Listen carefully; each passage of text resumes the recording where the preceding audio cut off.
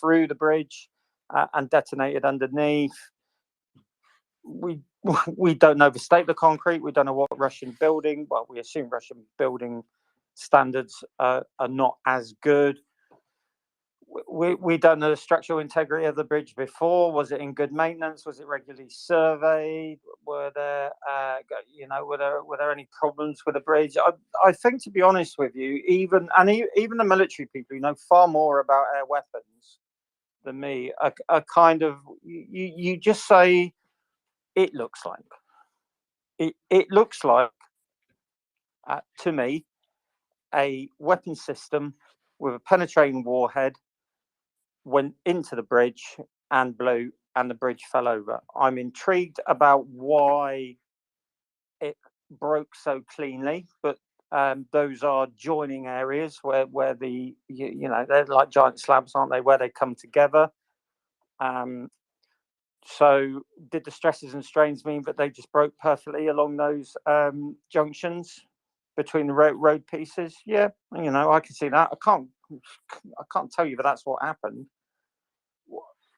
Was it a laser guided weapon? Is there an ATACMS system that's laser guided, and there was a team ashore with a laser designator? I don't know. Possible, I suppose. Was it blokes in black kit crawling up the side and placing linear charges? Well, nothing's really completely impossible, is it? Was the strike timed to make sure that there were as few witnesses as possible? Yes, absolutely. Of course it was. To minimize collateral damage, but also to minimize the number of witnesses. And is it in Ukraine's favor that we all speculate about this? Yeah, absolutely. Because people will be listening in, and the Russians might not actually know 100%. So they'll be thinking, well, was it an SOF team? Was it an ATACMS strike? Did the Ukrainians somehow get a fast jet to within 30 miles and then lobbed a laser-guided bomb? You don't know, do you? And there's lots of people pop up. I've heard, well, an ATACMS warhead, it's only about 500 pounds. Well, no, Google it. Have a look. Actually, wrong.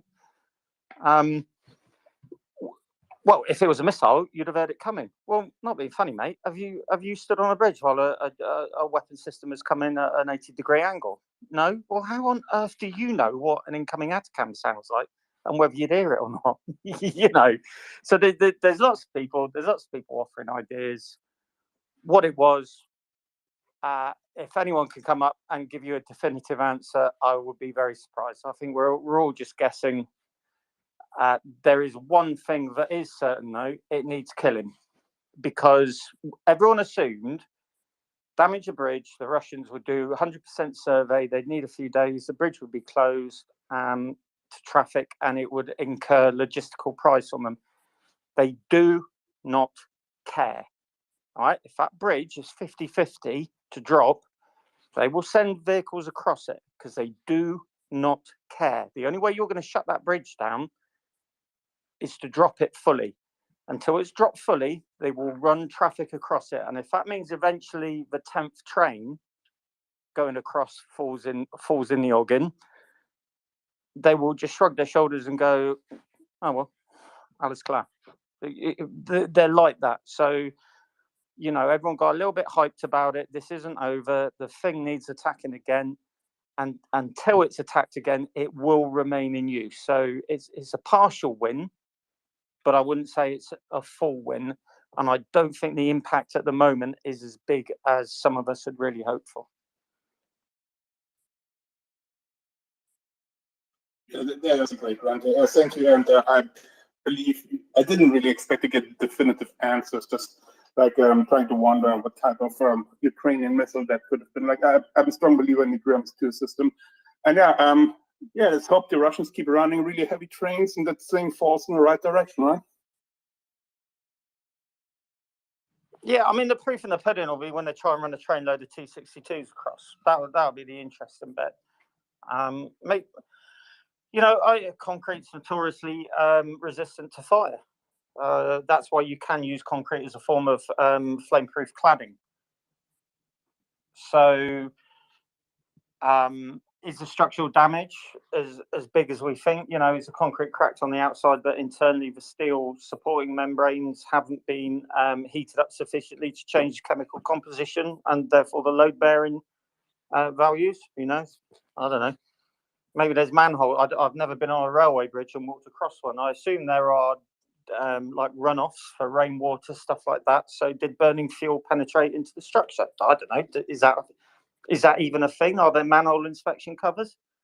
I don't know. We saw the stuff flowing down the sides, but concrete is notoriously good at insulating internals through fire. So we don't know, and I don't think the Russians know. I think they just probably walked along it, kicked it, a couple of chunks went off, and went, "Yeah, it looks all right." Ran a train across it and went, "Yeah, that's good for me." And then they'll just keep running trains across it, and then that'll be it, I'm afraid.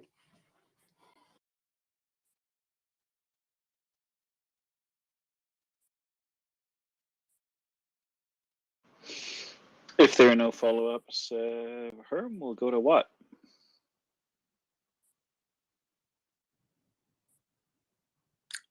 Mic check. 5x5. Thank you. I just want to bring up a point. Everything Gurney just said sounds like, I don't think you can beat that kind of follow-up, really. Everything, it makes sense there. I sort of noticed there's something impressive if this was an ATACMS. The Kerch Bridge, if you just like go to Google Maps or Google Earth and just measure it out, 300 kilometers, which I believe is the range, publicly known range, I think, of the longest range ATACMS, at least that I'm able to like search for online.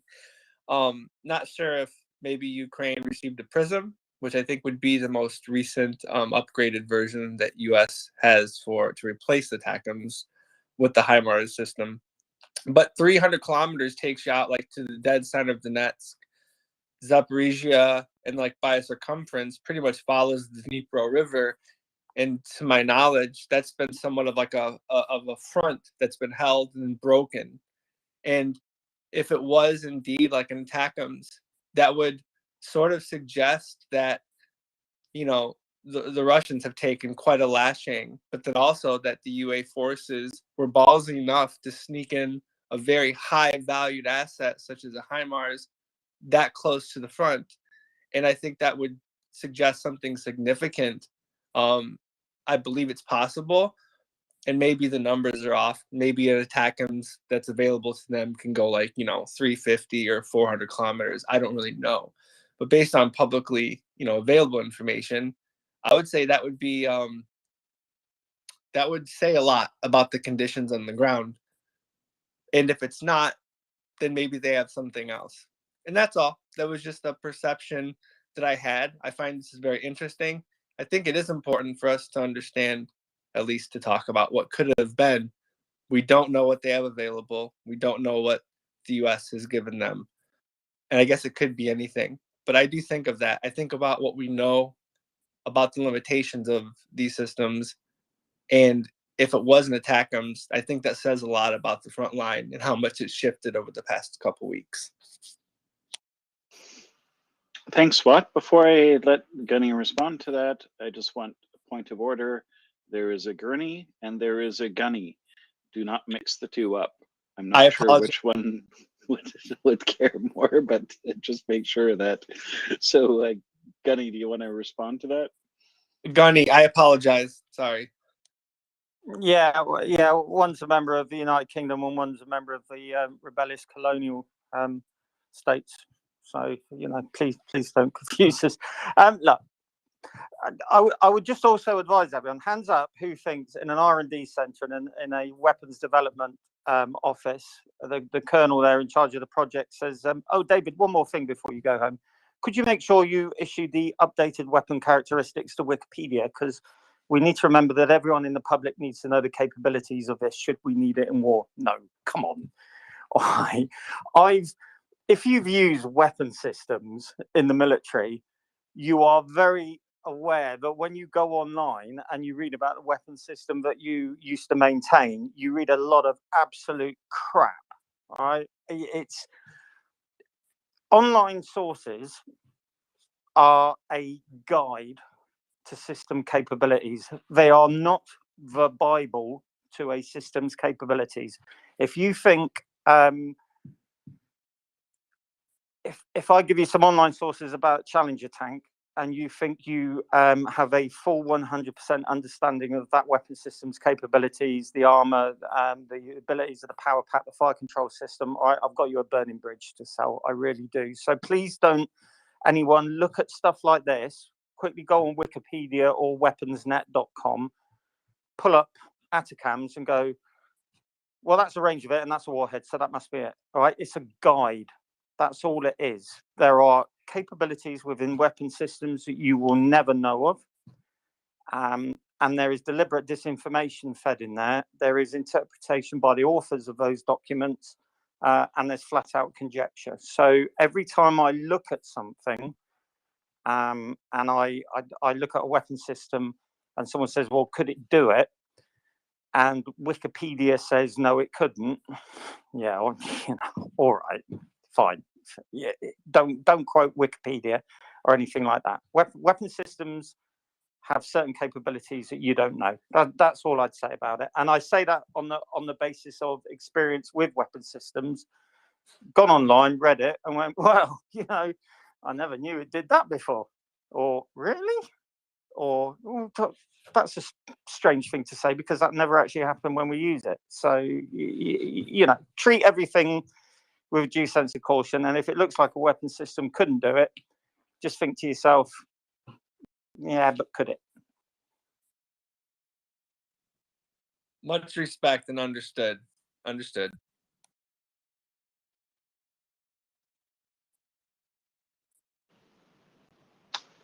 Thank you. I was doing some work in the background and I again lost track of hands. So I believe it was DFA Frog.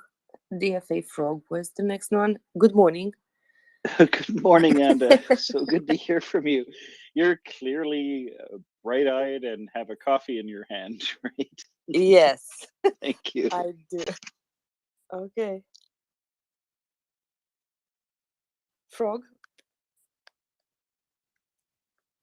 you can unmute your mic and speak.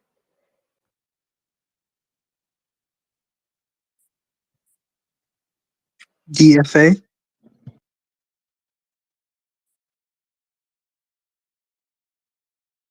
Might be having audio problems. Maybe we can bump him down.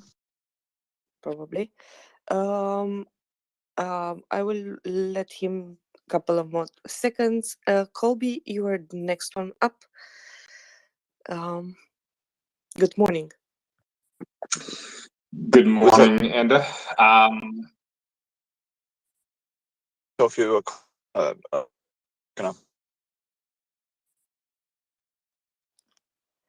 sorry, somebody's mic's hot and they're breaking up. I don't know who that is. DFA Frog, DFA Frog tried to speak, but his mic is crooked and he doesn't come out okay. I will drop him and he can request and I will bring him up. So I was just going to say very quickly, precision strike missile was mentioned. That system is not yet operational. So I think we can say that it's most likely not in Ukraine. Whether ATACMS is or isn't is obviously being subject to considerable debate. But that's the system that's not even in operation with the United States Armed Forces yet. So the chances that precision strike missile was sent seem extremely, extremely remote to me.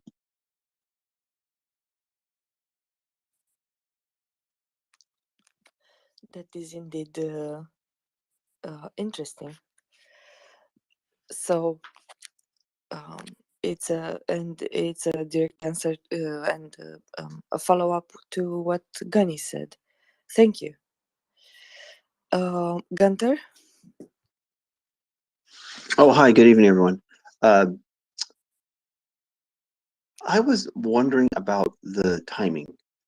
One of the person I enjoy, one of the YouTube channels that I like, he was indicating that maybe that it might be a little too early to reveal this capability, which I didn't quite understand.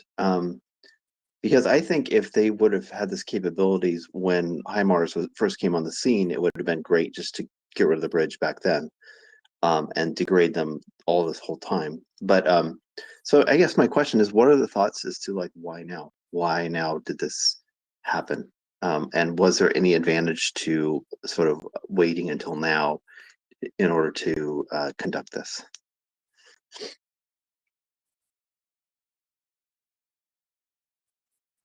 Block. Well, I mean, they've been sort of, look, it's pure speculation, eh? I have no insight into what's going on in terms of the planning, which so far has been impeccable of the Ukrainian general staff, but I can say that the timing would be exceptionally good now because they have cut off, an estimated tens of thousands of troops on the wrong bank of the Dnipro. So those supply lines have been degraded by taking out those bridges. And this could be, and how they're going to be supplied is beyond, like the entire southern front is going to have, supply problems now. And, with the recent gains they've been making, why not now? It would be perfect timing because these, they've already experienced setbacks. These troops are on short rations, they're demoralized, they're losing, they don't have the initiative. I mean, this would just be one more thing for them to wake up and say, oh, great, now what? Pure speculation on my part, has probably no value whatsoever, but that's my only attempt at some sort of answer. I mean, the obvious thing is that up to this point, the Russians' planning was, they assumed that bridge was going to be there and they weren't going to have any problems with it, and that's how they planned things. And so they committed a bunch of things, assuming this bridge is there, and now it's not. Right when the counterattack is going to come, that would be my guess. Well, my own question. It must suck to be the Russians, right? To make those sorts of Yeah. assumptions. Maybe they shouldn't have assumed that they could walk into a country and try to, commit,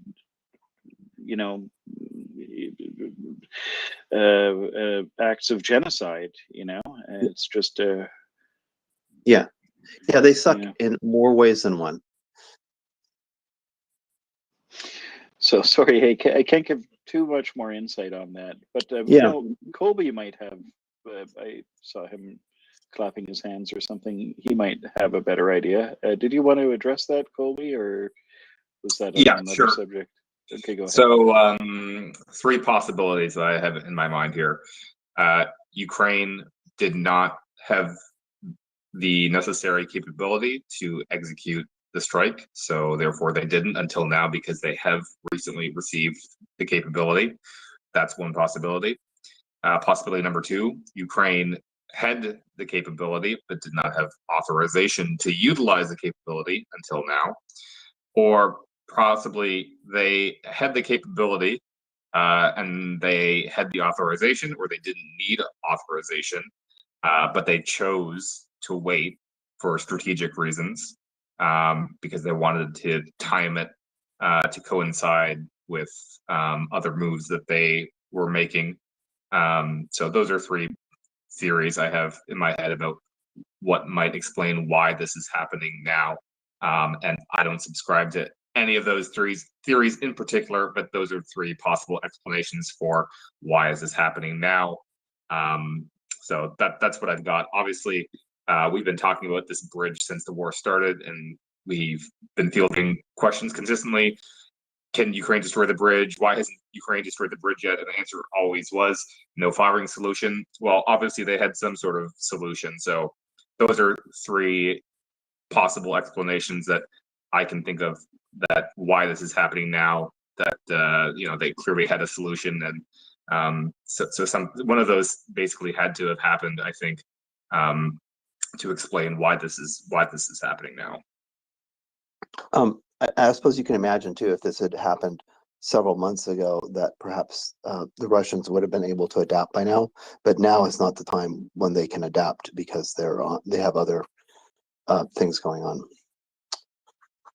Yeah, absolutely. Which kind of lends possibly some more credence to the theory that Ukraine was waiting. They wanted the situation to deteriorate a lot more for Russia before they made this strike. And obviously things are quite dire right now, so that kind of is going to magnify the impact that any disruption to the bridge is going to have, given how hand-to-mouth Russian forces likely are in the West right now. So. Yeah, thank you. All right. I saw Robert waving. You have something to add on this topic?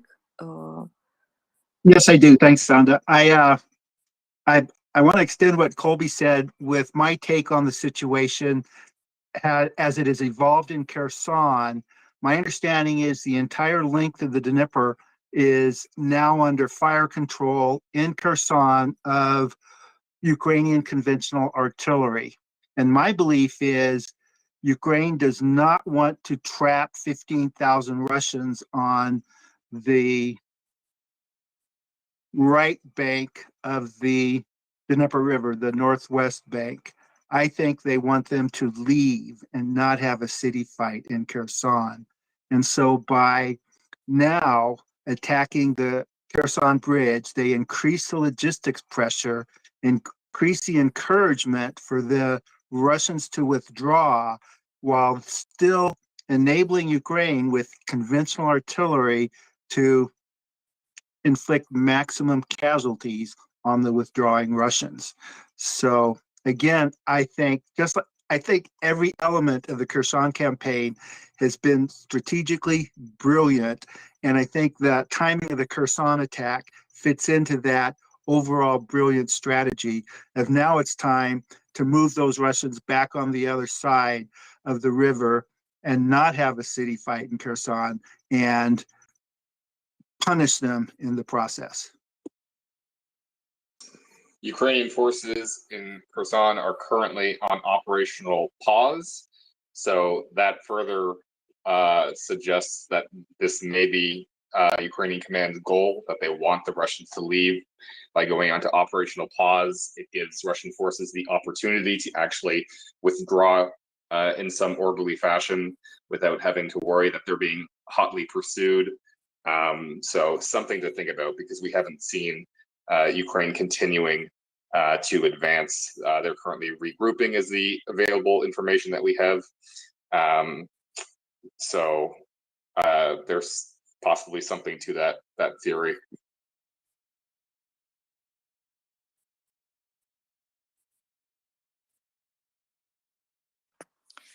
Thank you. We have next Dr. Paul and Joseph. Hey, Colby, I think you knew this one's for you. You said precision strike missile, I think twice. So, I have to point out some interesting things. So the original DoD budget for 2023 was to procure 88 precision strike missiles. However, just the last 2 weeks, that's doubled. So, and this is separate from the DoD budget because the budget hasn't even passed into law.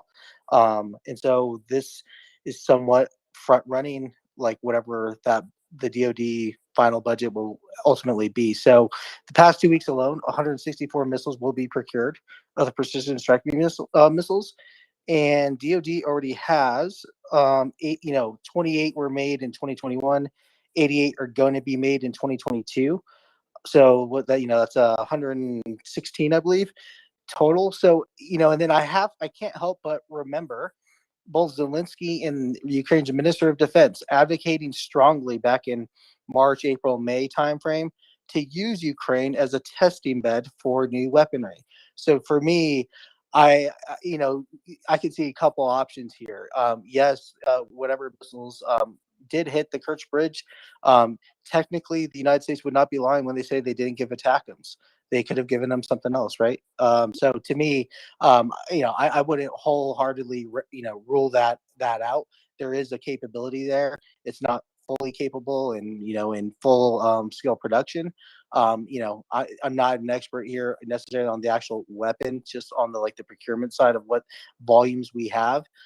In either case, the fact that they're buying more faster suggests to me and kind of lends credence to the fact that the U.S. has given ATACMS, or quite bluntly, they may be testing potentially. Yeah, I wouldn't rule that out fully, the precision strike missile.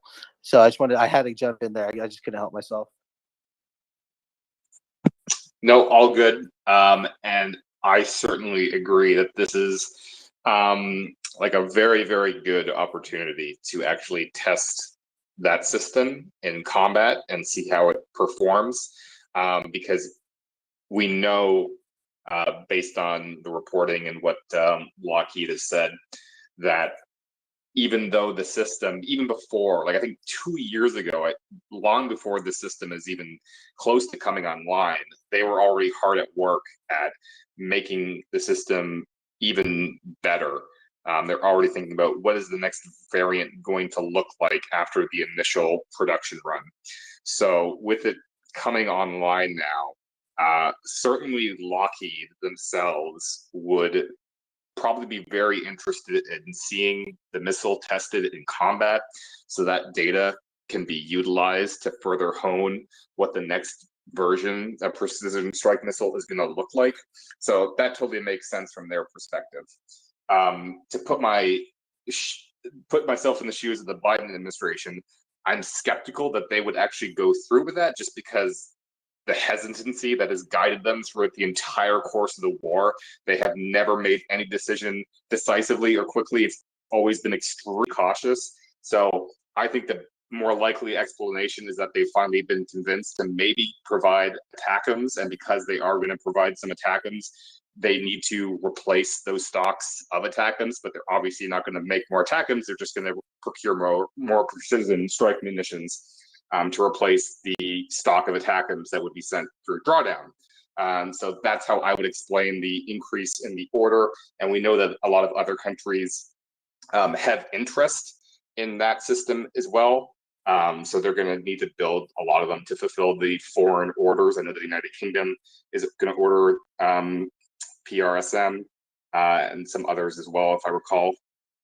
So that would be my theory, is that ATACMS is being sent unannounced, and the U.S. is acquiring more precision strike missiles to replace the ATACMS in inventory that are going over. But it would be grand if they actually did send that, so they could be field tested, and Lockheed could really benefit from having that data, and obviously the military itself would benefit from seeing how the system works in combat.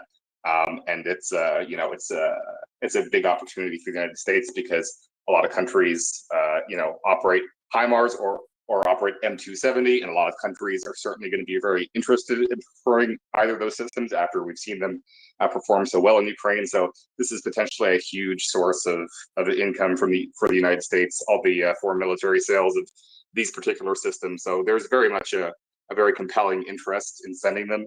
It's just the question of whether that interest will, if that argument will hold sway at the NSC, and they'll decide that that's worth it, versus the logic that they don't want to risk escalation, and they don't want to risk brand new technology potentially being acquired by the enemy, because anytime you deploy a system to the battlefield, there is some risk, however remote, that it's going to be acquired by the enemy. And obviously the United States doesn't want PRSM being acquired by Russia, because that means it will be acquired by China. And Colby, so I totally agree with your counterpoints for sure. Like, the Biden administration doesn't seem to have a huge appetite for risk in this conflict, right? And not to blame them, but I will say, to Biden's credit, he has taken some calculated risks. doing ground raids in Syria 2 nights in a row, and so he does. I think they surprise us from time to time, but I generally agree with everything you just said. I did have just a quick follow up question, Colby. The way that for the 2023 budget, the way they phrased it is curious to me because I don't know what it means, but perhaps you do.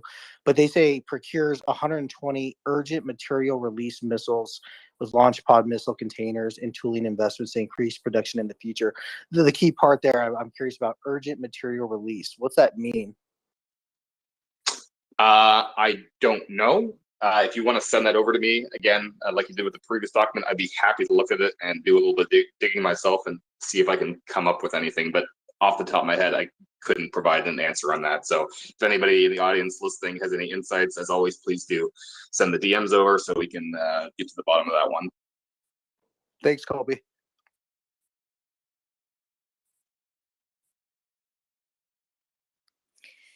Joseph. Thank you, Anda. So, good morning, Anda. Yeah, so the bridge, right? It's been a crazy night and day for us here at the MriyaReport, of course. And I'll put it this way, all right? People are very opinionated about how this happened. I don't know, like. Last night, the panel was so crazy, I wasn't even able to get up, and people are still DMing me like the fact that you guys said the bridge happened this way, like I'm never listening again, and like I hate everyone, and I don't know, people just are really passionate about this bridge, which is great, I guess, right? It's great that people feel so strongly, but also like I don't know what to tell you guys. Like this is kind of the reason the space exists, right? We got a bridge expert up here to talk about it. We got a military engineer to talk about it. We got a guy who went to West Point to talk about it. We got, a missile expert to talk about it. So, I think they were doing their best to explain like why we have a position. So I guess like what I'm trying to say is, we're not hostile to the idea that it might have been something else. We've got all the experts. They've said what they conclude. And it is what it is, and so yeah, I hope we didn't like ruin anyone's experience by jumping to that conclusion. I'm sorry if anyone feels maybe we have taken too strong a stance on what it is, right? Because we don't know ultimately, but that's what we try to do here. We try to get the experts together and we try to explain what we know about the evidence.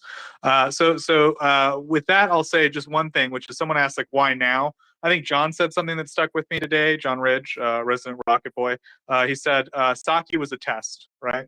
The Saki airfield, and I don't know. I think that stuck with me for whatever reason. So maybe it's true, maybe it's not, but I don't know. That to me sounds reasonable. And then just the last thing I'll say is, look, I believe language is coming for an update soon. Did you have an ETA on that, buddy? Yes, it'll be in 15 minutes. Beautiful. Yeah. So we just got to round this out a little bit. If you got a hot take on the bridge, what I'm trying to say, come up with your hot takes. We're not. If you think aliens did it, come on up. Just explain why. Why did aliens do it? Actually, press the microphone please, button. no, Joseph. Yeah, Really, I'm just kidding. Don't really come up and say aliens did it. But yeah. No, just press the microphone button. We can talk for a little bit. Language is coming in 15 minutes. So thanks. Back to you, Anda. Thank you. This one with the aliens, that one made me laugh. I also had yesterday and today a lot of opinions sent to me. I also had a lot of videos sent to me. I need to thank everybody because I got to send some of the videos further and got them analyzed. And if you send us various videos, they can be looked at. Some we have, some we don't. But thank you for your effort and for giving us further information. That was one thing. I wanted to add two other things that were sent to me in DMs, and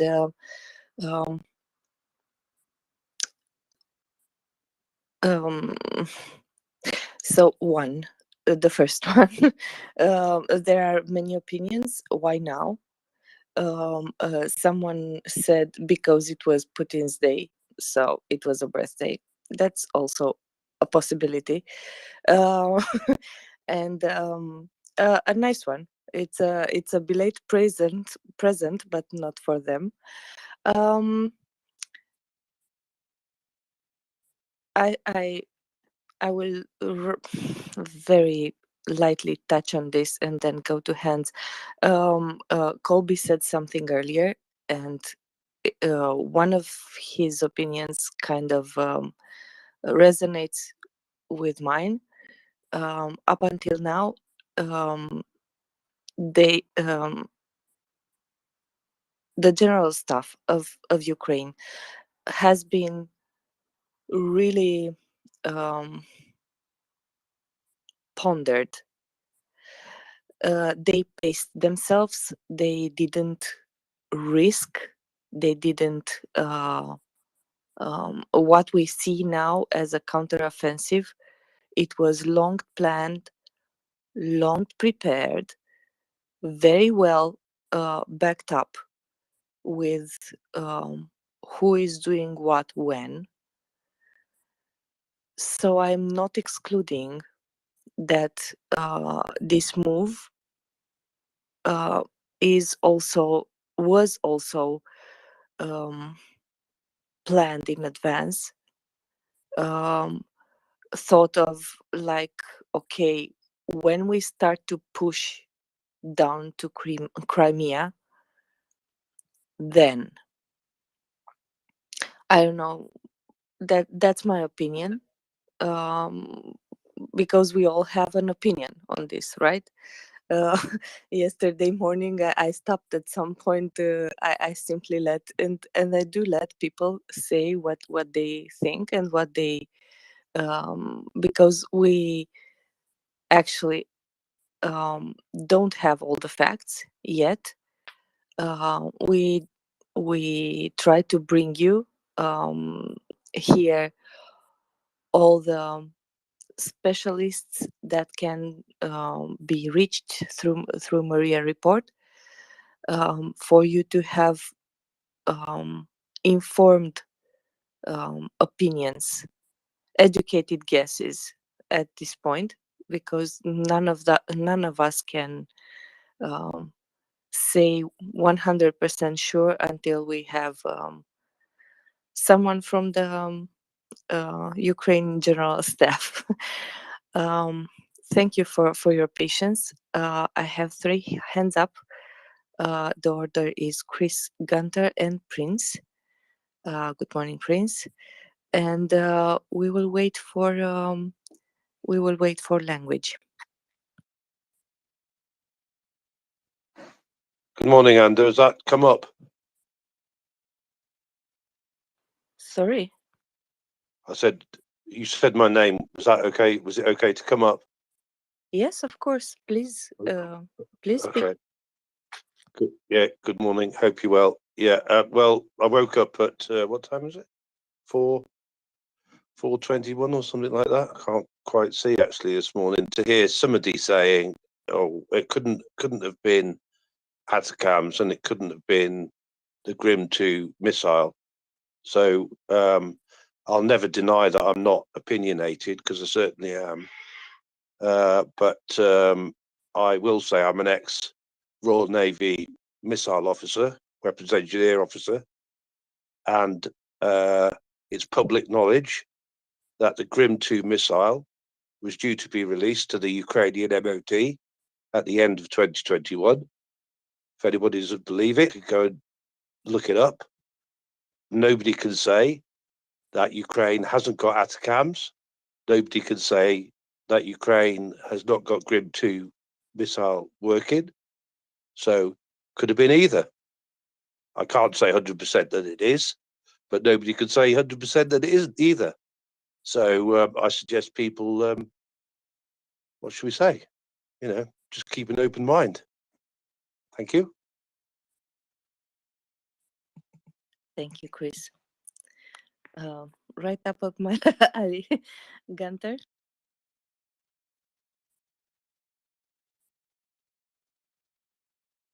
Yeah, so I saw that that Russia sort of lashed out and attacked some like more apartment buildings in Zaporizhia. And my question is, what kind of weapons did they use to do that? And like, what is their range?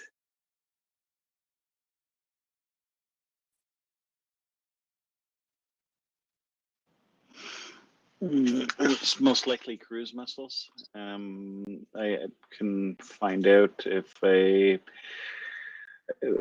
don't have any more information than Okay. that. That's typically what they use. So the range will depend on how they're launched.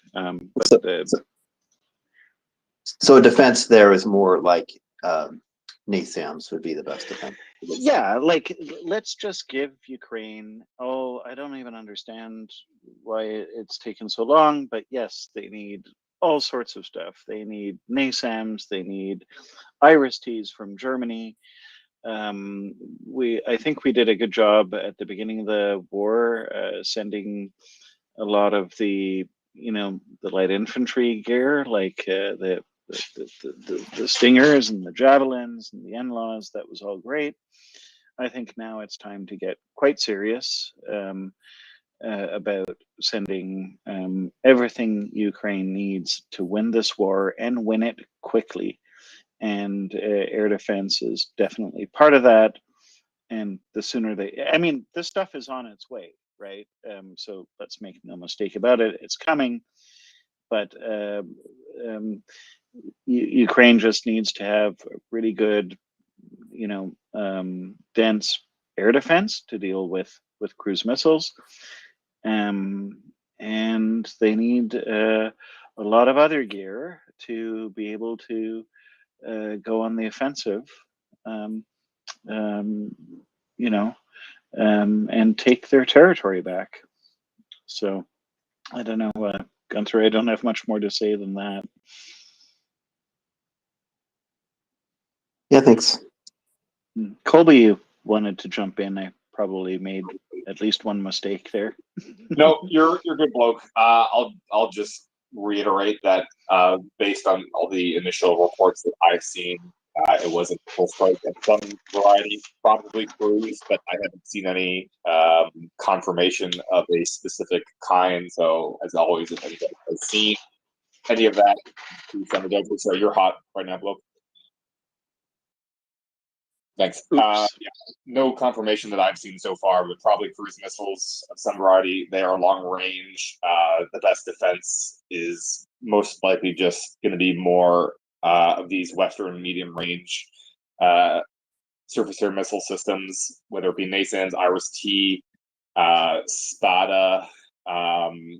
These are the kind of things that are probably going to be the best bet for Ukraine to defeat incoming cruise missiles. So we definitely need to see those on the ground as soon as possible.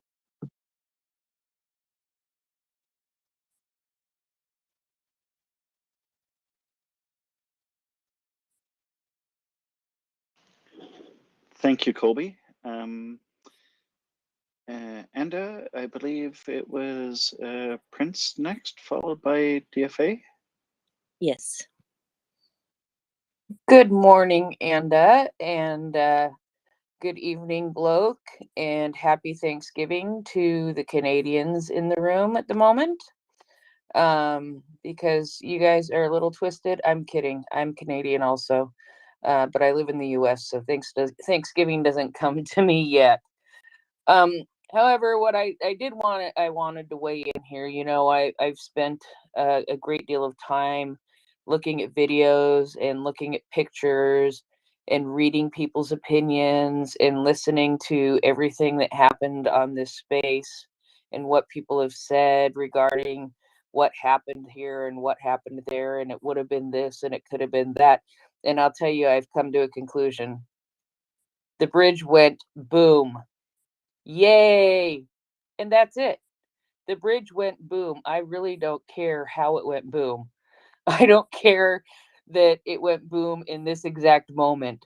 I do agree, and I think that this has been very, very long and very, very long in the planning.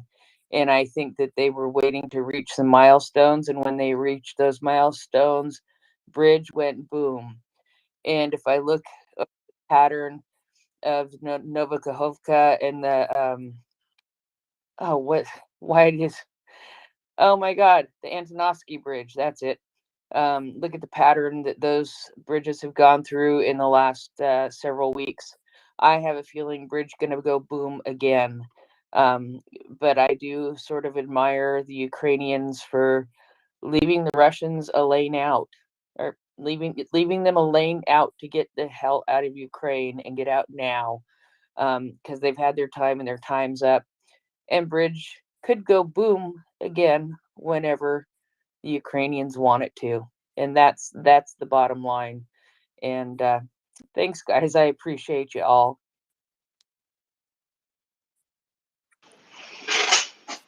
Thank you, Prince. We have language who just came up. Folks, a couple of points of order here. Just remember that when we have a full speakers panel, we can't necessarily bring people up. So if you've been up for a while, we might have to drop you down. Don't be offended. You can always re-request. And we're going to take one more question, and then we will go to Language for the military update. Language has this fancy new app that he developed with David. I don't know, Language, if you have the link to grab the, oh, it's already up in the nest. If the link is there, so people can download the app to their phone. You can follow along when Language gives his military update. It's just great. Wicked idea. Thank you. And let's go to DFA Frog. And after that, we will roll right into Language's military update. Go ahead, DFA Frog. Hi, thanks for that. Apologies for before, I had some technical issues. So despite the considerable conjecture about exactly what sort of weapon system was brought to bear on this bridge, the wisdom of the experts here would suggest that it was it's more likely to have been a longer range missile, and fair enough. So just a quick couple of questions on that.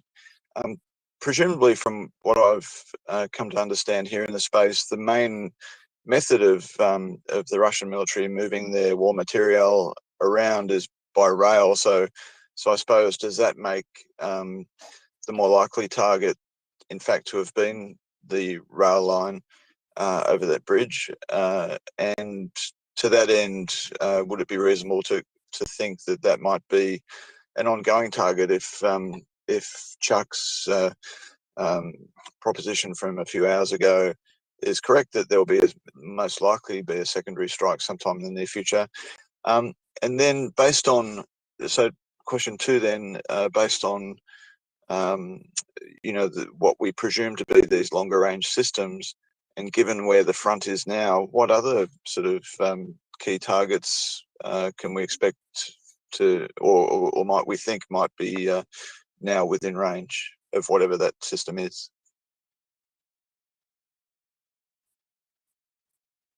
There would be multiple. Without kind of burying the lead here, there's still speculation on exactly what caused this.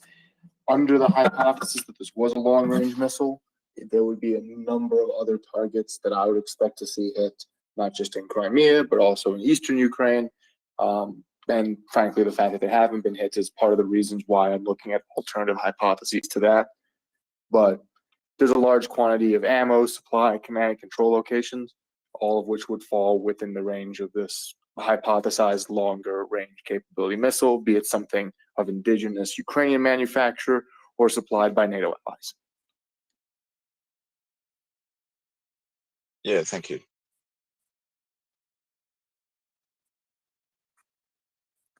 So, good morning, Language. Since you're up and no other hands are up, please take it away.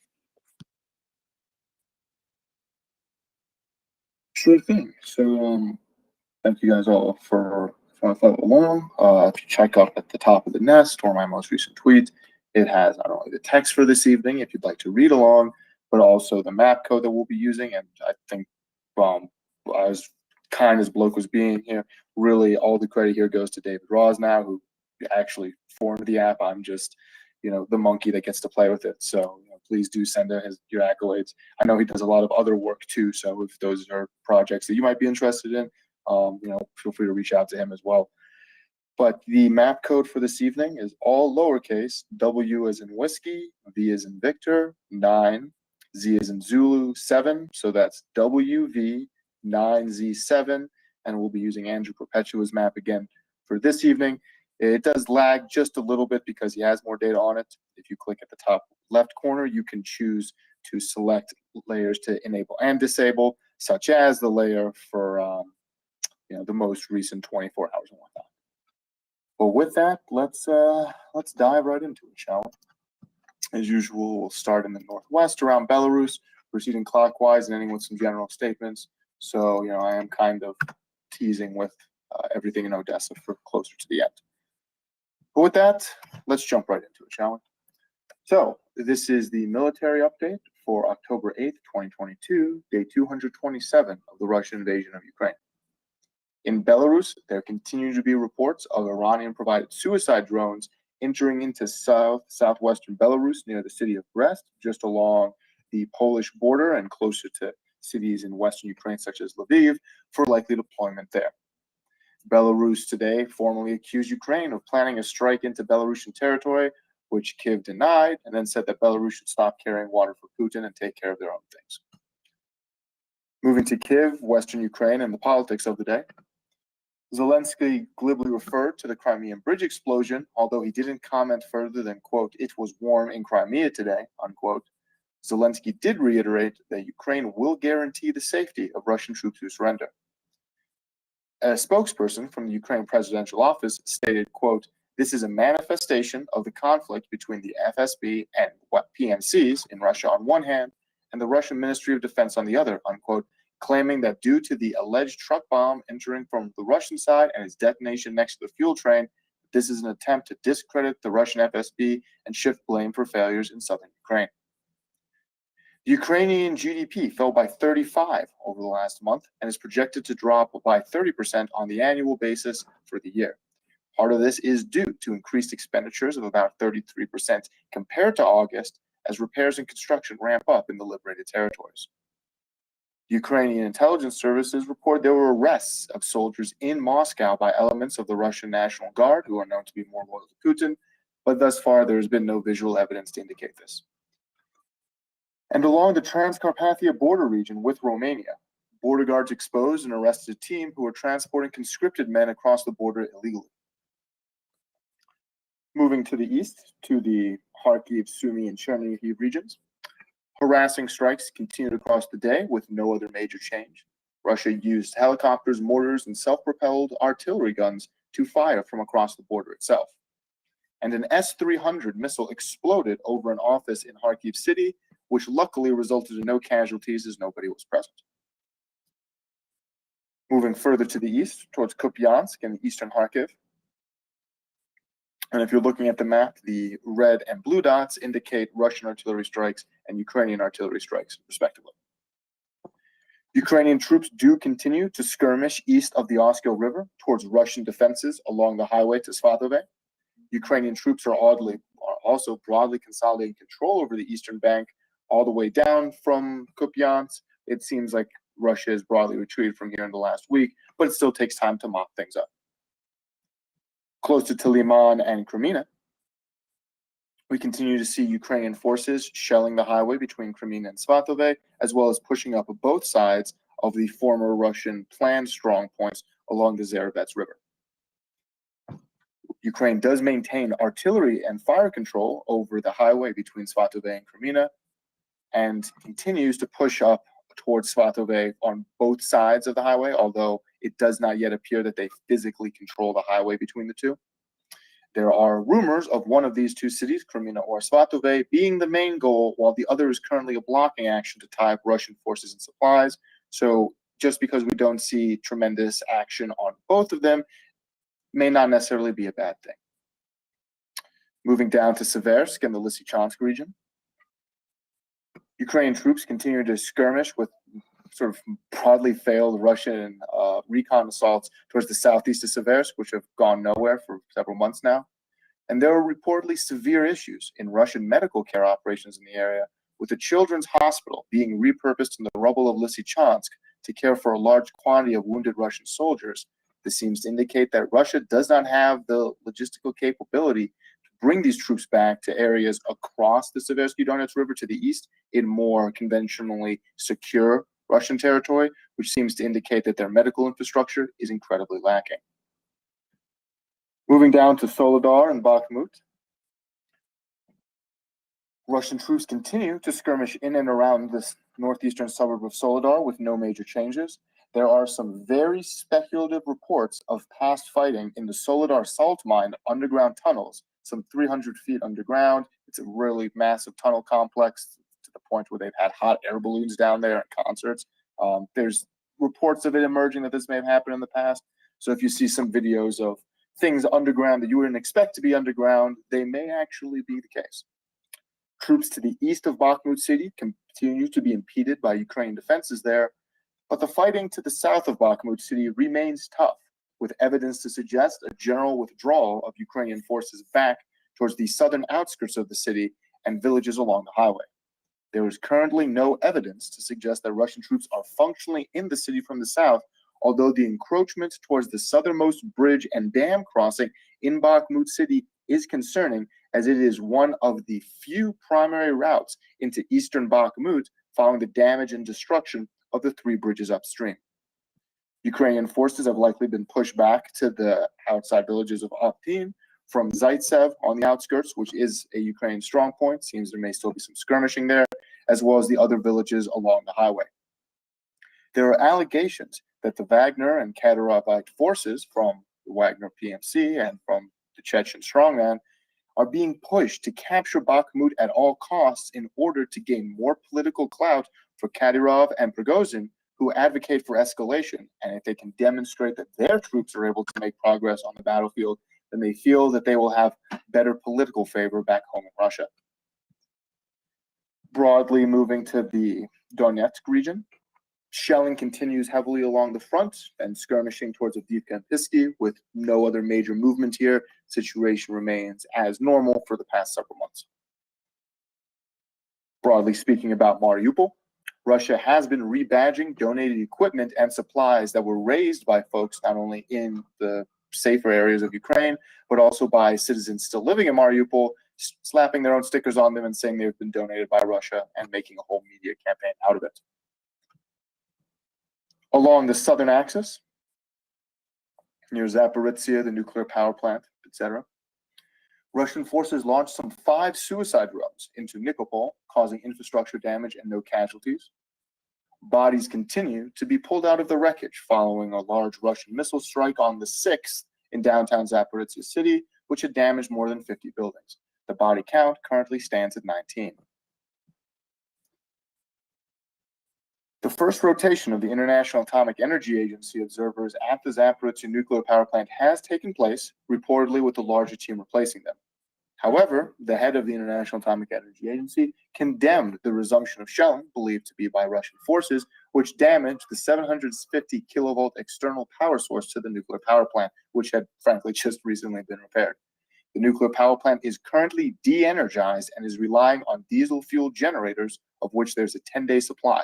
It has been deemed unrealistic to restore power generation capabilities in such conditions. Moving to the west towards Kherson. Across the Kherson front today, the ongoing Ukrainian operation continues. There were 4 Russian airstrikes and 10 Ukrainian airstrikes, which along with over 200 artillery strikes eliminated some 83 Russian soldiers, 4 tanks, 7 armored vehicles, 6 artillery systems, and 3 ammo depots. Starting from the northwest of Kherson and moving clockwise, Ukrainian and Russian troops continue to shell around Kiselivka, with some Ukrainian advances noted in the area. The closer that Ukraine gets to this town, the closer their regular barreled artillery gets to hitting anything they want in Kherson city, which is part of the reason why we've seen Russian forces redeploy here, both their ground troops and artillery in an attempt to try and keep them out of that radius. Further up towards Snihorivka, one of the larger Russian strongpoints on the western bank of the Inhulets River, there's been no observed change, despite claims from a couple days ago that Russian forces were broadly surrendering here. Thus far, shelling continues, and it seems that they are still there, in fact. Further to the northeast, along the highway near the Vidi Breed, and the former pocket of Ukrainian troops having crossed the Inhulets that is now developed into quite a much larger front, Ukrainian troops did push down from the Vidi Breed today along the highway as Russian forces a counterattack from their base at Ishenka. The situation remains unclear in this area. Russian airstrikes are predominantly occurring in this area, and there is at least one Russian motorized rifle platoon with tank support that tries to attack Ukraine every day with minimal effect. Ukrainian forces continue to consolidate their control over the recently liberated territories to the northeast, including over Dochany and points to the north, with Russian and Ukrainian shelling exchanging across the front line. Given the fact that Ukrainian shelling has been seen just outside of Dochany, it appears that Russian forces are at least in some capacity close to the river there, and the allegations of Ukrainian advance further down the highway, liberating some of these towns along the river, which is something I thought had happened several days ago, are probably somewhat inaccurate. And Ukraine struck Russian positions around Novkakovka and Berislav again today with artillery, which continues to hinder both Russian morale and Russian supplies. Moving to Odessa, the Black Sea, and Crimea. Reportedly in the Black Sea, there are 2 Russian ships and 2 submarines with approximately 24 missiles available for use. 2 suicide drones were also shot down by Ukrainian air defenses in the Odessa and Mykolaiv region, and 2 recon drones also shot down. And now for the biggest news of the day. A large explosion happened overnight on the Kerch Strait Bridge connecting Crimea to Russian proper. The cause has been alleged to be everything from a long-range missile strike, special forces bridge demolition, a truck bomb, or a naval bombing from underneath. Here is what is known. At 6:05 a.m. local time on October 8th, a blast occurred on the passenger roadway leading from Russia to Kerch, which killed at least 3 people and dropped portions of that passenger lane into the sea. The railway bridge, a raised platform next to the passenger roadway, had a fuel tanker train there, which caught fire, and it appears a gas line as well blew up. The bridge's security arrangements will be transferred to the care of the Russian FSB, as Russia is alleging this was the work of a truck bomb, placing blame on a specific truck driver who disappeared from cameras for 6 hours while taking an exceptionally long time to go between 2 scheduled points immediately before crossing the bridge, and who was apparently killed in the blast. Russian security services allege he was carrying a load of fertilizer ordered online, and he was not personally aware of the explosive preparation, which was detonated by a third party. Ukraine has not commented on the matter, aside from indicating this was perhaps the work of the Ukrainian intelligence services, and more will be revealed when the war is over. The railway was apparently cleared of debris in the afternoon, and passenger vehicle service resumed in the one undamaged lane, although there are likely to be severe structural issues present. There are allegations that the bridge was not constructed with an appropriate amount of rebar, and as a result, the structural integrity is more damaged than expected. There is general panic and unease among Russian nationals in Crimea, with panic buying of food and fuel. Rationing of both was announced in Sevastopol and then quickly rescinded, with people saying there's no panic.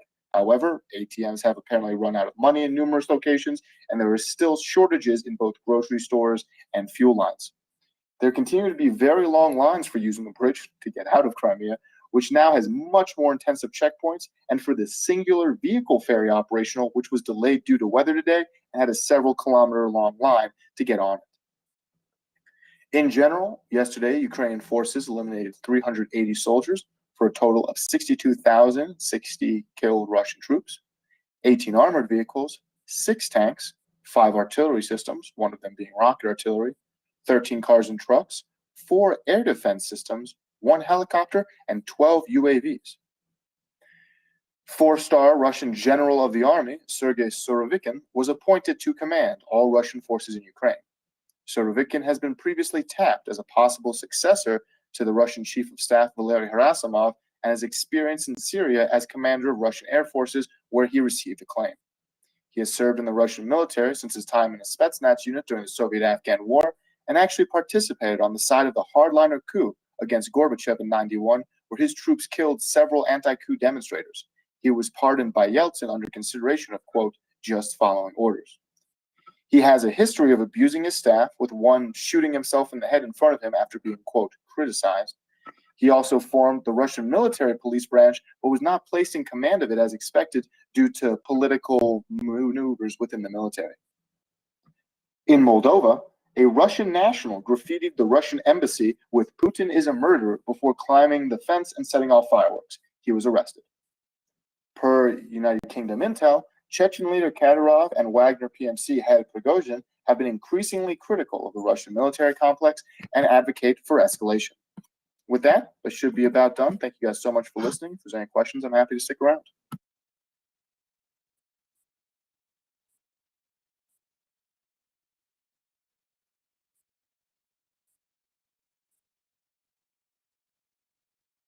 Thank you very much, Language. So yeah, if anyone does have any questions for Language, you can press the microphone button in the bottom left-hand corner of your screen, and please feel free to come on up. I believe Colby has a question. Go ahead, Colby. Thank you. Language, this S-300 missile that exploded over Kharkiv, is this believed to have been a Russian missile or a Ukrainian missile? A Russian missile was alleged to have, it was being fired into downtown Kharkiv, and then it blew up above a two-story office building, but luckily it was late at night and nobody was inside. Okay, and is it believed that it was intercepted by Ukrainian air defense, or there was just a premature detonation, or the proximity fuse was triggered for some reason and it didn't actually strike any target? So I suspect it's an issue with the missile rather than a success of Ukrainian air defenses, because I haven't seen any reports of that. And also because, frankly, Russia's been firing S-300s into downtown Kharkiv for months now, and the vast majority of them do work and don't get intercepted. So this is probably, if I'm going to be a betting man, I'd say this is an issue with the Russian munition rather than a Ukrainian air defense system opening up on it. Thank you. That's interesting. Part of the reason I ask is because yesterday evening, before we were all consumed with the breaking news about the Kerch Bridge, there was a picture and some video that had been floating around of a S-300 missile tubes that had fallen off the back of a flatbed truck in Russia. And I was working on geolocating that, and I never actually got to follow up on that because we had the breaking news happen. But I did find it, and this occurred in an exurb of Yekaterinburg in Koltsovo, and I'll put this in the nest right now. And Yekaterinburg is where S-300 is manufactured. So presumably this was just coming from the factory and was going to the airport. And a lot of people were saying that these the tubes were just empty. There weren't actually any missiles in there. I don't know if that can be said definitively because we can't see what's in the tubes, whether there's actually live munitions in them or not. But whether there is or there isn't, the fact that we have civilian trucks transporting this equipment around in very haphazard fashion without any proper straps speaks to some further really dire problems with Russia's logistics, not only on the front line, but also in the back end in the procurement of important weapon systems. So that kind of helps explain why we might be seeing things like this with missiles malfunctioning. Obviously, there was the very infamous CJ posted "What Russian Air Defense Doing" video of the Pantsir that was just going haywire.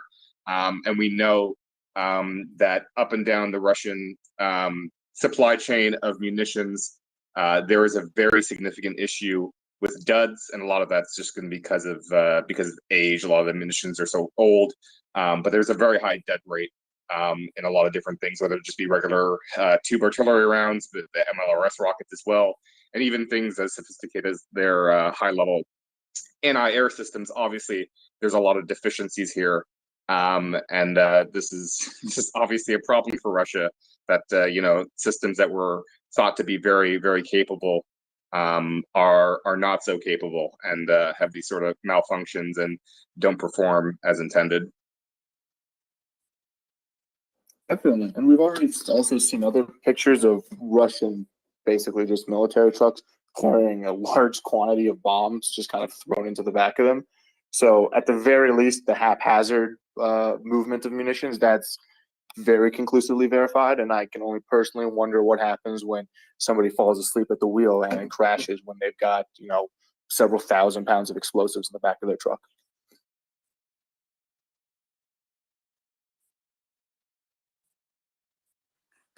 All right.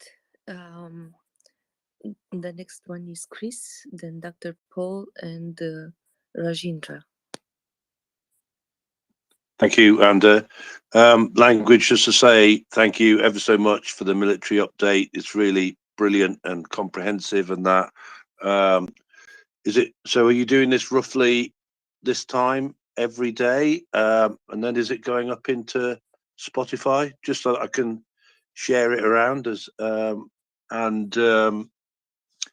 what was I going to ask? Just so just in terms of Kherson, are they down to like roughly Milova, roughly, or just before that? Please, thank you. So I try and do it every day. Frankly, that doesn't always happen. I do have a couple day jobs actually, so sometimes I'm just frankly too exhausted. But I don't actually have access to the Spotify channel, but I do throw them up on SoundCloud. And I throw the text up afterwards. If anybody wants to use them, they're free. Go nuts. Whatever licensing purposes, I genuinely don't care. They're just there for information. As far as Ukraine, I do not believe they are down to Milov at this point. We're talking about the area on the southeast highway, the northeastern highway, I should say, here of this junction that comes down from Dochany towards Berislav. I thought previously, and there have been some Ukraine indications, that they had taken these very small villages just along the Dnipro River. Given the fact that Ukrainian artillery is basically just outside of Dochany at this point, I can no longer conclusively say that's the case. So I imagine it's somewhere between the two, but I haven't seen any indications the Ukrainian forces have pushed down all the way to Milov. Additionally, the bridge across the river to the northeast of Milov along this major highway was destroyed by Russian forces in retreat. So I'm going to try and look at the crystal ball. I don't think Ukraine's going to spend their time trying to ford the river when they can go over a few small creeks, hit the much less defended town of Sukhanov along this defensive line, and then they can just rock and roll down the highway in either direction. That could be the case, could not be, but I suspect they'd rather do that than try and cross a river under artillery fire when they don't have to. Does that kind of answer the question? Yes, it does. Roger that. Thanks ever so much, language. Thank you, brother. One thing I will just add very quickly, language is always a consummate professional. He gives us 90 minutes of notice before he's going to come up, or he tells us like not coming up today, and which is quite rare, I will add. We do our best to try to either maybe sometimes John will tell me and I just like it just like gets lost in the sauce or lost in the mix, I should say, not the sauce, I don't drink, but we the conversation just gets going and we kind of just lose it and then we're like, oh, language is here in 15 minutes, everybody else. We do our best to tell you guys if he's coming up about 90 minutes beforehand, so or that he's not, so sorry. Back to you, Anna. Yes, that's what I wanted to say also. Dr. Paul. Hey, language. Thanks for the update. You said there's 200 artillery, what do you call them, fire missions by Ukraine on the Russians in Kherson. So this kind of leading up to like the overall question. Any sense of like the volume of Russian fires across all of the fronts, past day or so, acceleration, continued deterioration in the volume of fires? And then secondly, have you heard anything anywhere about the total number of HIMARS strikes from Ukraine? It's been a full month as of today since the last like public kind of like disclosures about that. So as far as Russian artillery strikes, they do seem to have broadly decreased in their general scale, but there are some areas that still have very high amounts of artillery. The area to the northwest of Kherson City is one of these. The area near Davidi Breed is another one of these in the south. There's a few other locations. Really, everything around Donetsk city is just constantly getting blasted, as is things around Bakhmut. But while I won't go as far as to say that Ukraine has parity with Russian artillery, there's areas where it really does seem like they have fire superiority. Surprisingly, places near Severodonetsk, Lysychansk, where those are getting blasted, and it doesn't really seem like Russia can do much more to stop them there. So the rumors and allegations of Russian artillery having issues in both supplying with ammo, about repairs, about having enough trained crews after all the other ones got killed, they seem to be accurate, but Russia still does possess a large quantity of artillery, and they're not out of the fight just yet. As far as HIMARS, I haven't officially seen any numbers from the Ukrainian government saying that we've conducted 400, or from the US government. I think you were the one who sent me a really interesting data point on a Ukrainian HIMARS with some 60 basically kills notched into it, which was strategically important targets. And I think maybe you can comment a little bit better on the math of what that would indicate if that is one unit and they have the better part of 18 now, and how many they're hitting if they're doing 1.5 hits a day per unit. I think your math might be more accurate on that than mine. Yeah, I think so. Would you just listen to and have your ears to more sources than me? So yeah, no updates on the total HIMARS strikes, but yeah, just for context for everyone. Yeah, so what we presume is the first 4 HIMARS units that were transferred to Ukraine. There was a picture of one today with 69 very awesome skulls etched into the door of it, frankly, which if you take the day that they were first disclosed to be in Ukraine in their first fire mission, that video, to today, that equals 1.5 strikes per day. The problem is with I think there's 18 there now, 16, or I know there's at least 16. It might be 18 or 20. I can't remember the exact number. Yeah, you have to do like a rolling basis of how many they could be firing. So I guess I could go through that exercise. I'm kind of curious myself. But yeah, thanks, Language. I appreciate it. Thanks. Thank you.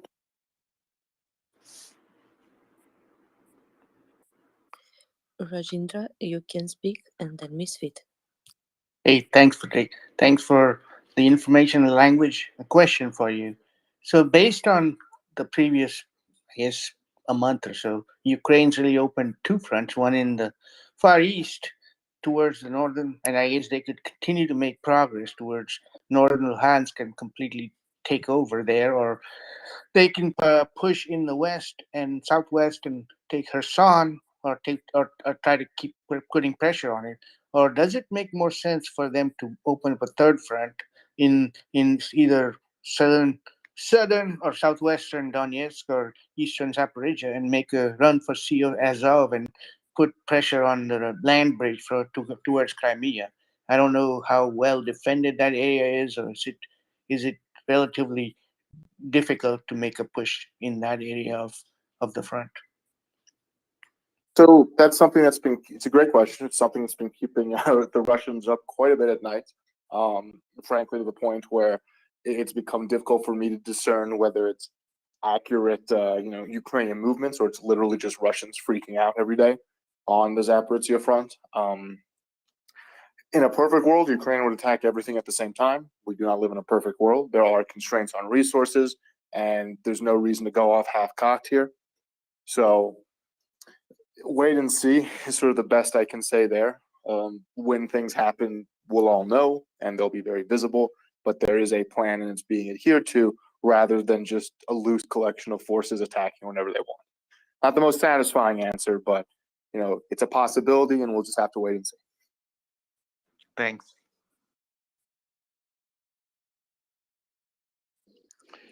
I think I'm up. Thank you, Amanda, for co-hosting, and Joseph. Appreciate the update, Language. You guys can all hear me okay? Loud and clear. Yep. Perfect.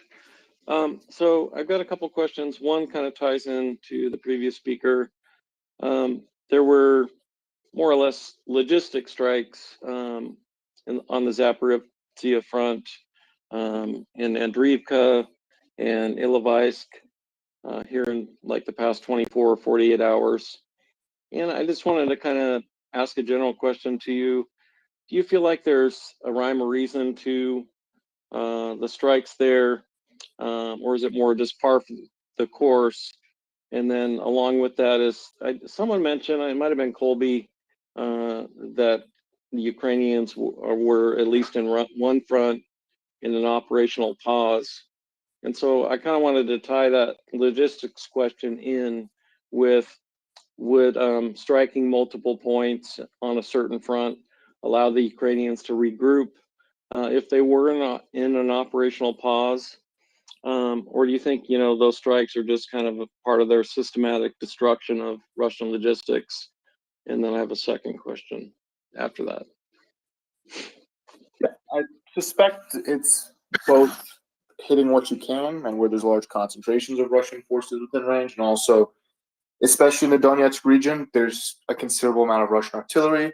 They do attempt attacks every day, and they are also one of the chief supply points for what's happening in Bakhmut, which is becoming increasingly concerning, following the redeployment of some very combat-capable units from the south of Bakhmut who, just as me putting my own emotions and opinion to this, were kind of being wasted down there, and thus are now at other locations doing a lot more good work than sitting in a field and getting shelled, which anybody can do, right? However, since their movement from that area, the attempted replacements for them have not been able to hold the line quite as well, apparently. And so there are some concerns of a impending attack on Bakhmut, whether or not Russia really tries to run themselves into the meat grinder or not.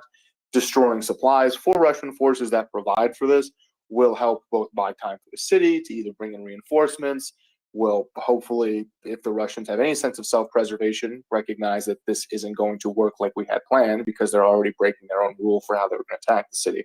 And I suspect that's why they're shelling there. But that kind of answers the question. It's to try and slow down Russian forces in the area in the one region they're actively attacking.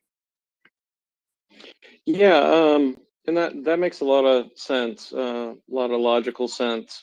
We've been looking at Bakhmut being really one of the biggest hotspots, and over recent weeks or maybe even longer, at least when you look at Institute for the Study of War, Bakhmut is generally the hottest spot every day that I check those maps. So seeing logistics points, tying that into how they're supplying Bakhmut makes a lot of sense. And I'm glad you mentioned reinforcements. I had thought that a number of days ago there were reinforcements sent to that area. So I kind of wanted a follow up with that. Is it a place where they can, if they wanted to send more troops, it would help out that area? Or is it just a matter of the terrain and the city and the situation as far as how much Russia is throwing into that spot? Are you asking about the Russians sending in more troops or the Ukrainians sending in more troops? Well, both sides of it, really. The Ukrainians, if they were to send in more reinforcements there, would that help, or are they going to be just limited by how the situation presents itself in terms of how much Russia is throwing in, and of course the terrain, and how far the Russians have already made it to the edges of the city? I suspect it's more so the terrain on the southern edges. What we have seen thus far is that Russia tries to attack from the east into the heavily defended urban portions, and they get schmacked every day. They try and push up from the south after, frankly, just leveling by artillery over the course of many weeks Ukraine's strong points, and now you're going up against Russian artillery when you're in a small village or something, right? It's not nearly as defensible. And if they level the village around you, which has been the Russian MO, you don't really buy a lot by sitting in the field and getting shelled at, right? So there is reasons to pull out of there, because if there's nothing left, why are you standing in the field getting shelled at, right? Bakhmut, should that battle happen, will be incredibly challenging for Russian forces. I'm not going to say that it'll be a walk in the park for Ukraine. Urban combat never is. But the sheer amount of defenses above and below ground in the city over the last 6 months are frankly astonishing. And it would make Severodonetsk look like a cakewalk, because now Russia has to cross rivers as they're being shot from every angle in the city. And it would be hard, it would be challenging for all involved, but I do not think there is a shortage of Ukrainian defenders here. The issue really is just the terrain in the south and the villages having been leveled by artillery over the past several weeks. Yeah, that's great. I appreciate that. If you don't mind, I'll ask another one since I don't see any other hands up, or I can wait. Well, real quick, Misfit, maybe I'll put out one more call for hands. If anyone does want to come up, ask language a question, you can press the microphone button in the bottom left-hand corner of your screen. We do have a little bit of a packed panel right now, so we might have to cycle some people. No offense if we do. If you do have a question, you're on the panel, raise your hand. That way we won't bump you down. Back to you, Misfit. This is Craig. I've got my mic on. Does that mean I'm on air? You are on air, Craig, but if you could, there's a little heart icon in the center of your screen, and then on the far right, you can raise your hand like that. And then we know that you're in the order for questions, all right? Done. Beautiful. All right, Misfit, go ahead. Thanks, Joseph. I just wanted to ask language. Do you have a good feel for the amount of sorties on both sides happening, whether it be in one front or the other? We had seen some pretty big numbers of Russian sorties, and those had kind of gone down, and an increase in Ukrainian sorties, and it's kind of ping-ponged back and forth a little bit. What can you speak to on that? So as far as airstrikes, at least in the south, the Ukrainian sorties seem to be outstripping the Russian sorties by a factor of at least 3 or 4. So applying that to the whole battlefield, we're seeing more Ukrainian sorties than Russian sorties. The fact is, just from video footage, it does appear that Ukrainian planes can actually do close air support missions, as in they can physically fly over something and bomb it, rather than just firing missiles from a distance and then getting out of dodge, as we've seen from both sides in the war so far. That's substantial, because, and I'm sure somebody can come up here and correct me, that is the best indication of air superiority. If you can fly wherever you want and drop bombs wherever you want, well, that's what the US military does, right? Versus, let me fire missiles from 10 kilometers away and then get the hell out of dodge because I'm worried about being shot down.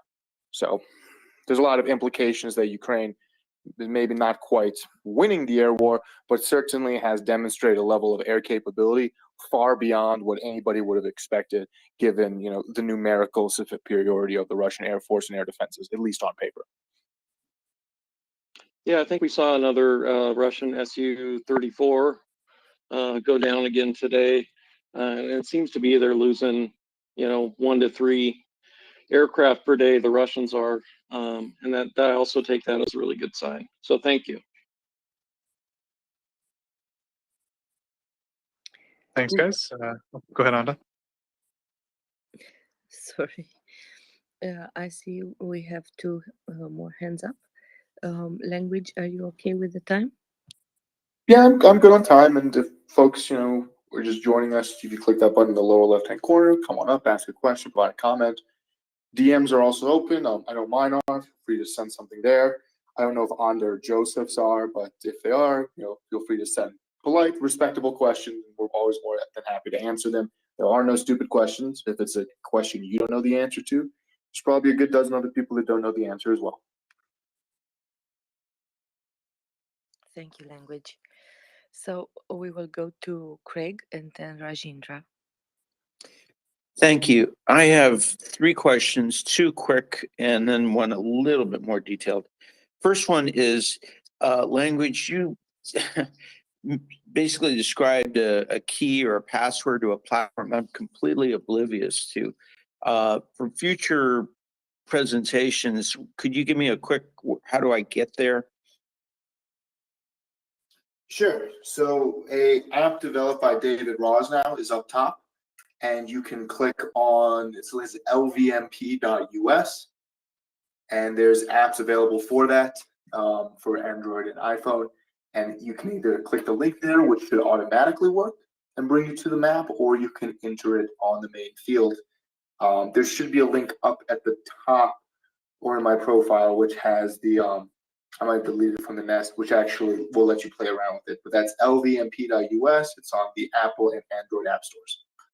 Okay, Lima Victor Mike Papa.us. Sure. Okay. Second question is, how much territory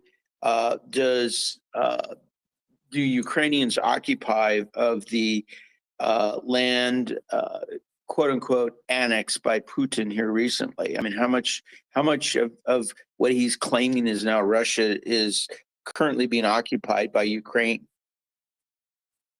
Well, he's not really looking at the situation on the ground. So he's claiming the entire regions of Zaporizhia, Kherson, Luhansk, and Donetsk, and he does not have full control over any of those.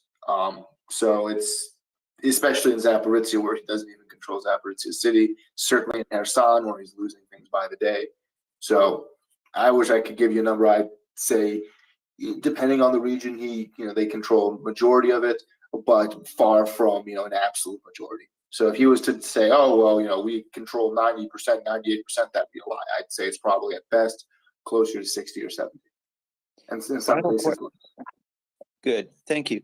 Final question is just, I had heard something to the effect that the defense industry of Ukraine was some of the best in the former Soviet Union, although they've kind of, gone underground, just because of being exposed to air attack.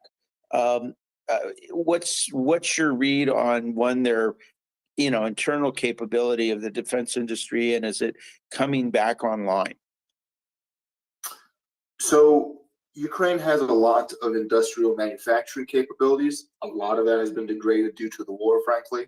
A lot of airstrikes on both production facilities and also headquarters in Kyiv over the last several months. So I can't really speculate on what the current capabilities are, but I would argue they are substantially reduced from February. However, they are still in effect, and they are receiving massive amounts of aid from Western allies and other partners, which kind of supplants the need for indigenously produced munitions. Thank you.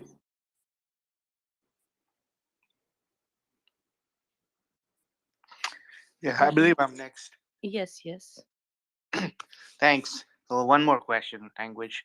Now that Ukraine has kind of shown they can strike the Kerch Bridge, and that's obviously a big message to Russia.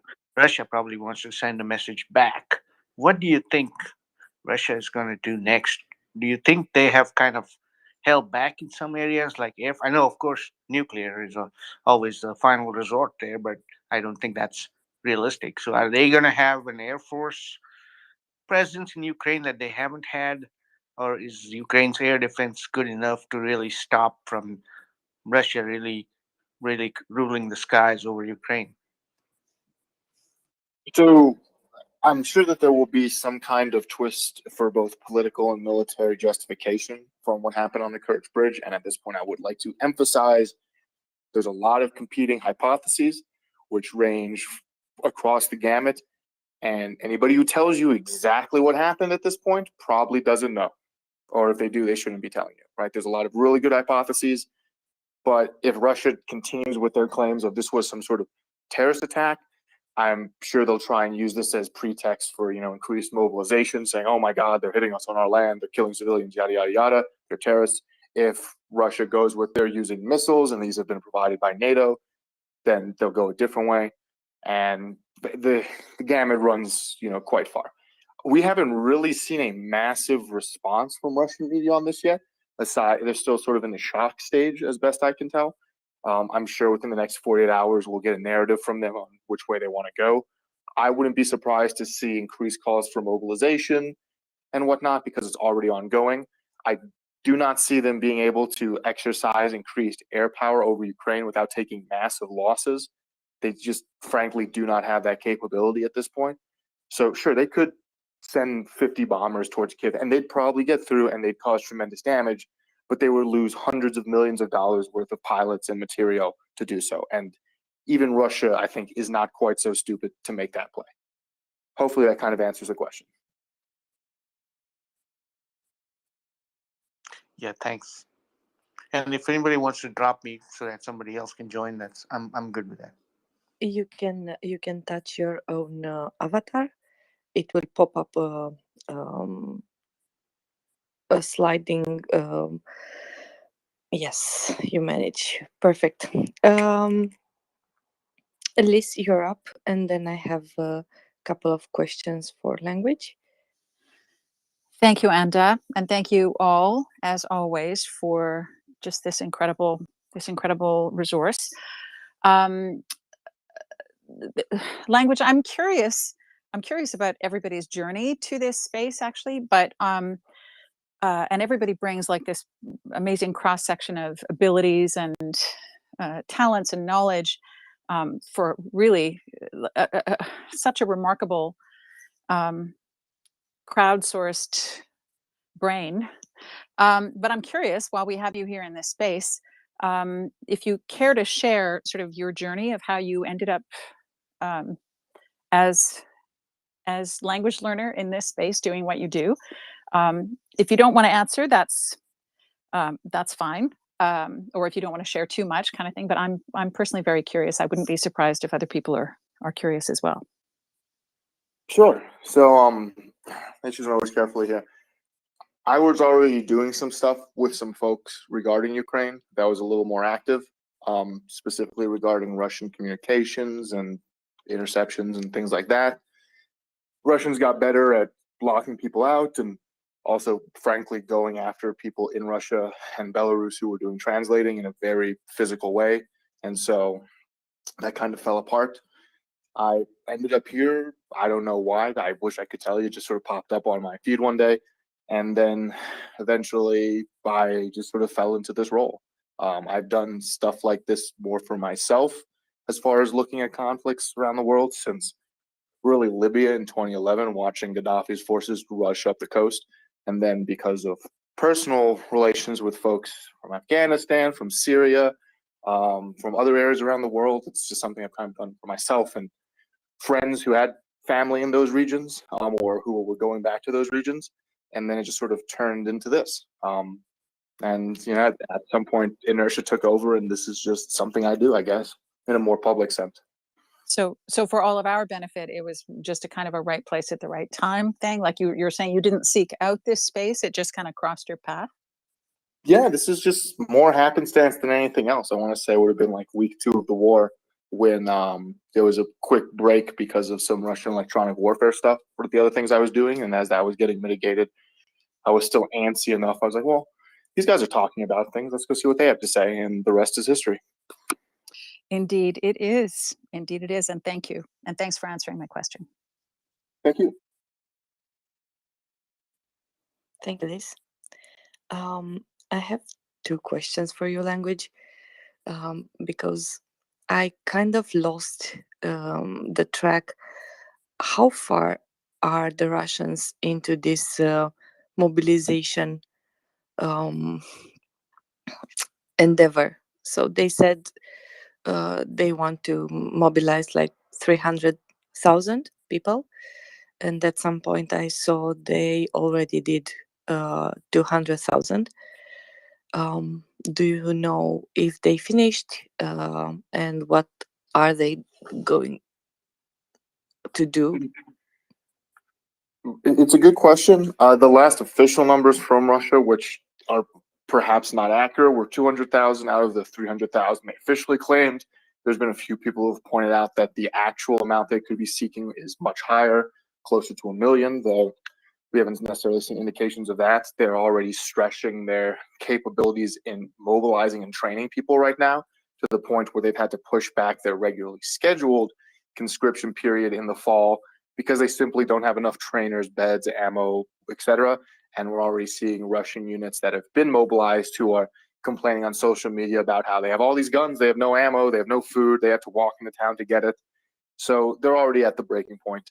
And I think even Russia realizes that they don't want to take a bunch of people out of their relatively comfortable jobs, give them weaponry, and then just leave them to be cold and hungry and upset, because that's usually a powder keg situation in Russia, historically speaking.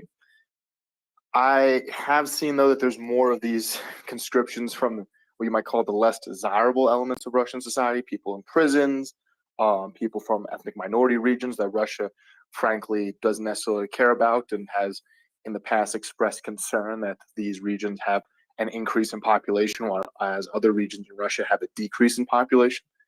So I suspect they're going to keep doing that. I don't think those numbers have been officially counted, but I want to say it's several tens of thousands from military, prisons, et cetera, et cetera. I'd be surprised if they had a full 300,000 at this point. I'd be really shocked, honestly. And I expect that they're going to have to ratchet things back a bit, not only to deal with domestic discontent, but also because the logistics and supply issues are already manifesting themselves. Does that kind of answer the question? Yes, thank you. And I have a second question, and it's in relation with Kerch Bridge. So I understand they, along with train, there was a pipe broke that broke a gas pipe. Do we know if they are in some way impaired because of this? Because I understand they try to run a train over the bridge to see how the bridge holds. On the internet there was a they said it's a personal so a train with people, but from what I have seen there was no one inside, so I just suppose it was a test train to see if it's okay. But the gas pipe, I suppose it was for fueling something. Do we know if they need something, or they are it impairs them in other ways? Basically, my question. I'm sorry. I'm still trying to learn to ask a question. It's all good. You're doing phenomenal. So I don't think this is some kind of major gas supply pipeline. As I understand it, the rail bridge for actual like transportation only opened maybe 2 or 3 years ago. The bridge itself, I want to say, only opened in 2018. So none of this is particularly new or particularly old, I should say. But it looks like it's a relatively small diameter pipe. I don't think it's going to have a huge effect, although it does seem to be already coming into play with gas prices in Crimea.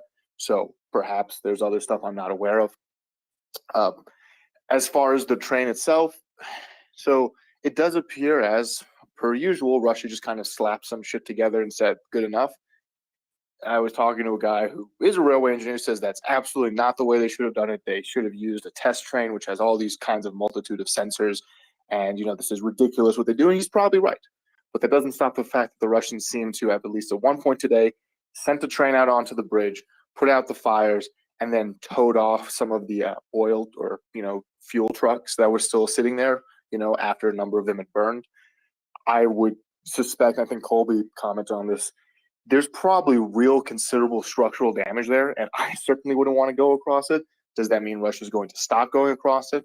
Probably not. But I wouldn't be surprised that even if there's not another explosion here, that there is real severe structural issues, and trying to run some major heavy rail line across the top of that could result in catastrophic failure. There's been a lot of comparison between this bridge and the Antonovsky Bridge, which is outside Kherson, and has been hit by Ukrainian rocket artillery numerous times. However, the difference is, apparently, if we're talking about missiles hitting both of these, it was a much larger missile on the Antonovsky Bridge, or rather on the Crimean Bridge. But it also doesn't seem like they had a lot of rebar in their concrete because, surprise, surprise, Russian infrastructure, it's really more a mechanism of supporting grift than creating super projects. So if you don't have those points of rebar in concrete, the structural integrity of it is going to be much less. And we'd need a structural engineer to come in here and say, hey, what happens when you subject basically just formed concrete to large amounts of explosive stress and heat? And I suspect the answer is nothing good. Does that kind of answer the question? I think Colby might be able to comment on it more too. Yes, thank you. And I'm looking forward to see what Colby has to add. So second last tweet in the nest right now is something I wrote earlier today. I was informed by firefighters and other people that a diesel fire can certainly burn hot enough to the point where it can compromise the structural integrity of the steel, weakening it up to probably over 50%, so 50% reduction in the strength of the steel could easily occur with the diesel fire burning like we saw it burning in all the videos. So I'm pretty convinced that this bridge is certainly not, it wouldn't meet Western safety standards, certainly after a major event like this. There is no chance in hell that any rail authority in North America or Europe would authorize trains to pass over a bridge that had that sort of catastrophic event. And you don't need to be a civil engineer to figure that one out. But if we have any civil engineers in the crowd that want to come up and talk about this, that would be great. But just logically, based on very evident facts before us, it doesn't seem very safe because we know that the bridge is a mix of concrete and steel, and you can see in all the different videos that there's metal here that was completely engulfed, and you had the railways themselves. To say nothing about the structure of the overall bridge, the railways are going to be completely warped. They have to be after that fireball that was raging. The railways would have to be replaced. So when Russia talks about sending over these trains, and we've seen these reports and we've seen some videos, and I haven't seen any videos that are like 100% conclusive, at least in my eyes. I haven't seen anything to the level of what I would want to see is in daylight, a close-up shot of the damaged section and train running over that section. I haven't seen a video showing that. If anybody has, please provide it, but I haven't seen that yet, and that's what I would want to see to have complete confirmation that Russia has in fact run trains over the damaged section. But there's another thing, which is this is a double-tracked line, so it's possible that maybe Russia ran a train over the section that was not completely engulfed by the train. So there certainly would be damage there as well, but probably not as much.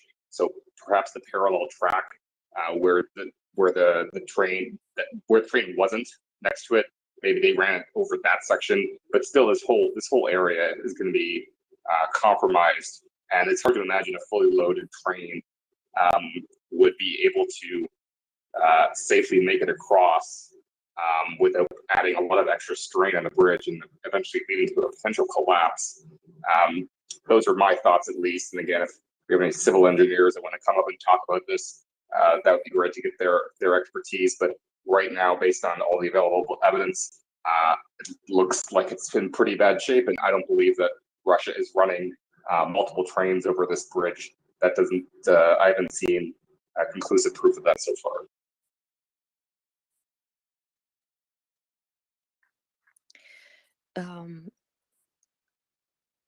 Irish, you have your hands up, and I'm sorry, one moment.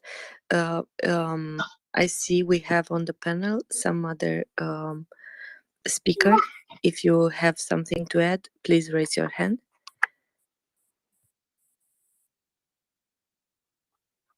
Hey, how you going? I work in civil construction. I do just the operative, but we do like concrete demolition sometimes and everything.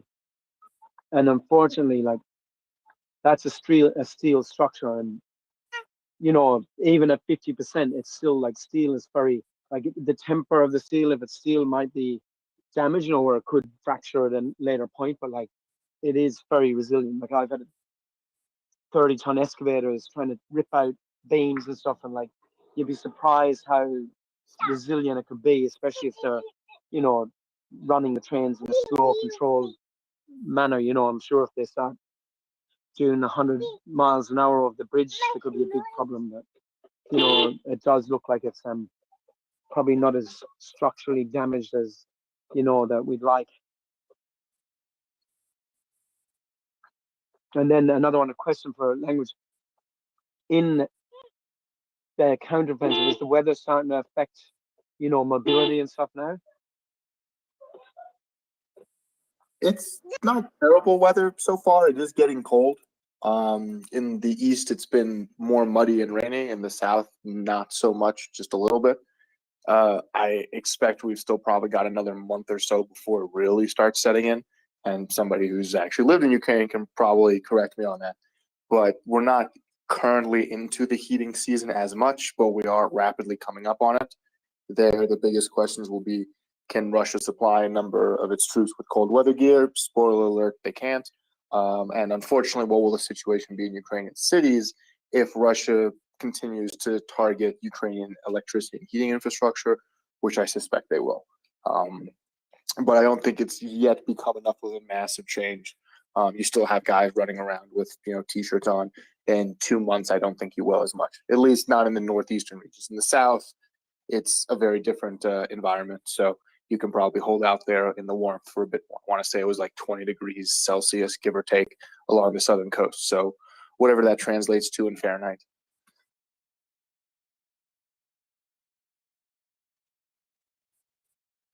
And then I might have a couple questions from my DMs. If you guys have any, I can answer them. Otherwise, I can just run through these real quick. Oh, maybe put one last call for questions, I guess, for language. So yeah, if anyone has any final questions, we'll put out one last call. Press the microphone button in the bottom left-hand corner of your screen, and we will get you up. We'll get to your question of language. Otherwise, we will go, unless Sonda, you have anything to add, we'll go to language STM. Sonda? Nothing for the moment, no. All right. So Craig, when do I usually do the briefing? It varies. I try and get it done sometime between 9 and 11 p.m. Eastern time, US. So 6 and 8 p.m. Pacific. It varies, frankly. A question about, are the Russians confused about what happened on the Kerch Strait Bridge and what do I think happened? I'm really going to tread carefully here because there's a lot of assertions flying around. I have my own beliefs that Ukraine does not have some of the missiles that have been alleged that it's been provided from NATO sources. I've seen a couple compelling counter arguments, but they do not meet the standard that I would accept as evidence at this point to say it's conclusively proven Ukraine has a long-range missiles of this specific type. Now, Ukraine may have other long-range missiles more indigenously produced that would create such an explosion. Do I think that, like a submarine went under it and blew it up? Probably not.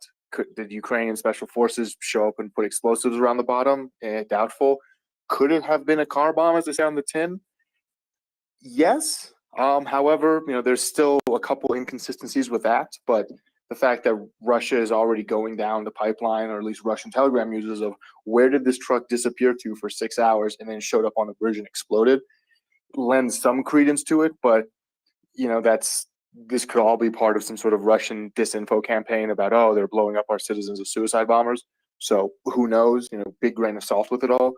At this point, I think the easiest way to tell exactly what happened is to see the Russian response in the next week or so. If they really go hard on, here's everything about the terrorist that blew up, yada, yada, yada, and here's evidence of it, well, maybe this was some kind of a remote triggered explosion. If they turn around and say the West is sending missiles so that they can kill us in Moscow, well, that's your answer there. But at this point, anybody who actively says it was this 100%, I think they're more than a little overeager. We just kind of have to sit around and not know, similar to what happened at the airbase in Crimea last month or 2 months before, where at this point there's still several competing hypotheses and we're not entirely sure, and we probably won't know until the war is over. I see we have a hand in the audience. I believe that's me. So Colby was asking about civil engineers, and I am a civil engineer by training, but not structural engineer.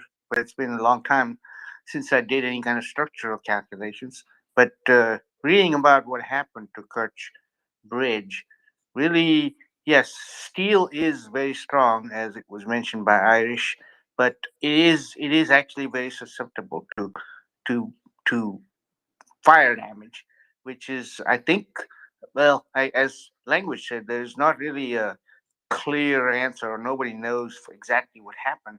But it appears whoever was targeting the road bridge was the primary target, and the rail line fire was secondary. But the fact that it was on fire for so long on that rail bridge, the steel is severely weakened, especially with the load of the rail cars on top of it. So I would not be surprised if that that span on the Crimea bound side collapses, if there was they had put a fully loaded train on it because it's severely weakened because the steel has essentially yielded and buckled, and it no longer can support its full weight. If you remember 9/11 and how the towers came down, the north tower. I'm trying to remember north or the south tower. One of the towers was hit first, but didn't come down right away. The I think it was the south tower that was his second, but it collapsed much sooner. And the reason for that is the tower was hit on a much more lower portion, and the steel. Essentially, what happened to both of the towers, but the south tower was the steel essentially lost all its strength, and concrete is very good in compression, but can't handle tension. So once you lose the steel, the concrete is is very weak to buckling and cracking. So the south tower essentially pancaked down because of all the weight on the top, and the north tower came much later, which well, same day but much later. It's can be explained by physics and structural strength. So I'm not sure. And then here's the last laugh. I took my engineering courses back in India, and one of our structural textbook was a Russian textbook translated into English, and now I'm doubting if any of those equations were right if they are allowing traffic onto this bridge. Yeah, and there's a lot of allegations and suspicions on this, but it's good to have an engineer come in and say, "Hey, this is what happened." This is something I've got a couple DMs about, which I'm not qualified to answer. Is I want to say it's what this could the shock forces from the water below have lifted off some of these concrete pillars and just basically slid part of this roadway into the sea? Is that something you could see happening? I don't know anything about Yeah. the construction of So bridges. the best explanation I heard was HIMARS, not HIMARS, but ATACMS, is something came down vertically and exploded, and it had a delayed fuse. So you essentially penetrated the deck and exploded just inside the deck or just below it. Because when you see the pictures of the columns underneath it, there is really no fire or no damage, which kind of makes no sense if there was any kind of explosives put under there by special forces, or if there was a blow from a submarine underneath it. So that it seems pretty clear that the damage came from above and within the deck. And I think the way Chuck Farrar was earlier on explained, once you have a high explosive and it contacts steel, it basically the shrapnel from the metal. And I think the way that bridge was designed, I haven't seen any engineering drawing, is there was an asphalt or a concrete travel deck, but underneath it was a steel plate, and the steel plate essentially melted when the explosion went off, and the shrapnel flew up. And I don't know if it was a lucky coincidence or planning on plan of Ukrainians, but the shrapnel hit the train because the train itself is not off the tracks. So if there was a truck bomb would essentially travel out and up. So you would have the train would have derailed, or the rail cars would have been on its side because the shockwave would have had to be traveling a lot up, lot more up there. So you see a lot of shrapnel and clear small holes in the rail cars, and then the rail cars caught on fire. So if it was coincidence or planning, whatever you may be, that fire engulfed the rail bridge, and that's primary damage to the rail bridge. And that I don't know how long the fire was, but it obviously the span where the train was sitting while the cars were on fire is not in good shape. Definitely not. And the second thing is they showed those train running across. There was a video of a freight train running across, and I don't know who said that was across the Kerch Bridge, but that was definitely not, because it showed a ballast under the tracks. And if you have a rail bridge, there was no way you would put ballast on a rail bridge. The rail bridge essentially, the the the, the ties sit on top of the structural members. There is no need for ballast. It just adds unnecessary weight. So if you've seen a rail bridge, you can see water between the ties. So there's no way that was a real video. But we have seen reports from Russians that they ran a train across probably that other line that sits on the other side of the bridge. I mean, it may be, but I wouldn't want to be in that passenger train. Definitely. And thank you very much for bringing your expertise here and helping explain it to us. No problem. Yeah, thanks. So I feel like we've gone back to talking about the bridge, which might be Language's cue to call it a night, but it's up to you, Language. I'm not kicking you out, but I think everyone wants to talk about the bridge. But go ahead, Language. Yeah, I think unless there's a question, I can hit some of the ones from my DMs and call it an even. Yeah, maybe Misfit has one last question for you, then we'll go to your DMs and you can call it unless anyone comes up in the interim. I'll assume if you're raising your hand, we got questions for Language. Otherwise, we'll wait. And then, of course, everyone can talk about the bridge again. Misfit, go ahead. No, I want to talk about the bridge. So, but I'm patient. I can wait. Let's let Language hit the questions that he has. Sure. So real rapid fire. One saying, "Hey, have you done this a couple times before? Have you ever seen an army as disorganized as the Russians?" Not on this scale. Frankly, war in Africa and the Middle East is usually very disorganized, especially between insurgent groups and government forces. And there's been a couple jokes already about how Russia, went to Syria to train the Syrians, and they must have learned how to fight from them. So there's that aspect. Another question about, do you think this is going to severely impact Russian materials and logistics in the South? If those rail bridges stay down or can't be used, then yeah, absolutely. But we're already seeing it has a big moral effect or morale effect on folks in the South, in Odessa, or rather in Crimea and the Kherson regions. We're already seeing, unfortunately, we're seeing Russians deport people from the Kherson region towards Crimea, probably for hostage taking purposes, but we're also seeing people sending buses across to Crimea to evacuate their families. So hopefully, more of them leave now rather than having to be killed. A couple questions. That's a little bit more of a personal one. How my evening was fine until I got 80 messages on my phone, which kind of, ruined the mood. But otherwise, last one. Do you see the Battle of Bakhmut? So I don't see Russian forces being successful in Bakhmut, just from the defenders there, what they've talked about, what they've discussed, the defenses in that city. Going to be incredibly difficult. I'd say absolute worst case scenario, if Russian forces are able to push up enough to the south, maybe not even into Bakhmut, but enough that they can start dropping artillery on that major bridge dam that they really couldn't hit before or destroy in the south, then in an absolute worst case scenario, you might see Ukrainian forces collapse back towards areas on the west side of that river. So moving from the eastern third of the city to the center, so that way they have better access to supplies. I don't know how likely that is to happen, but that seems to be the Russian plan. Originally, they were saying that they were going to attack from the north, east, and south at the same time. Thus far, the only place they're making any progress is the south, and that's relatively meager progress over the last couple of days.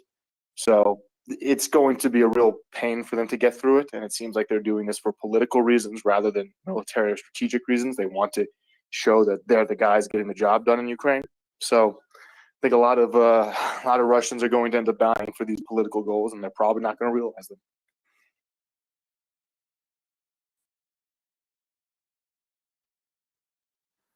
That really was rapid fire Language. That's all your DMs, yeah? Yeah, that's about it. Everything else is just people asking me, other stuff that's not super relevant to Ukraine. So yeah, otherwise, thank you guys so much for having me.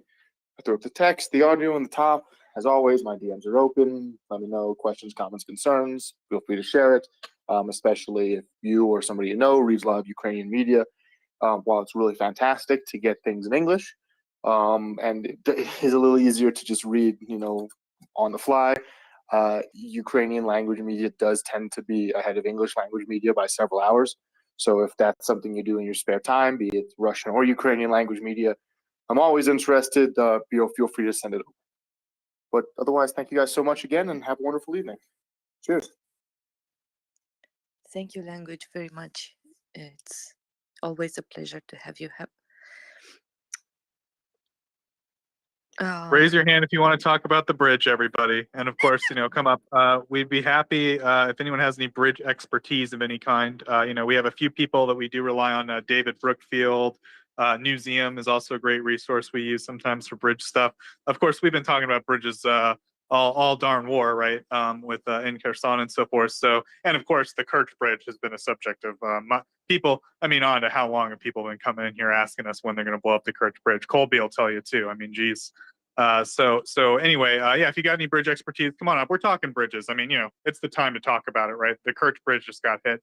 The concrete on the road bridge collapsed. I mean, holy cow, holy guacamole, right? So yeah, just come on up. We can talk about it, and feel free to ask any questions, even if you have basic questions about what happened. Go right ahead.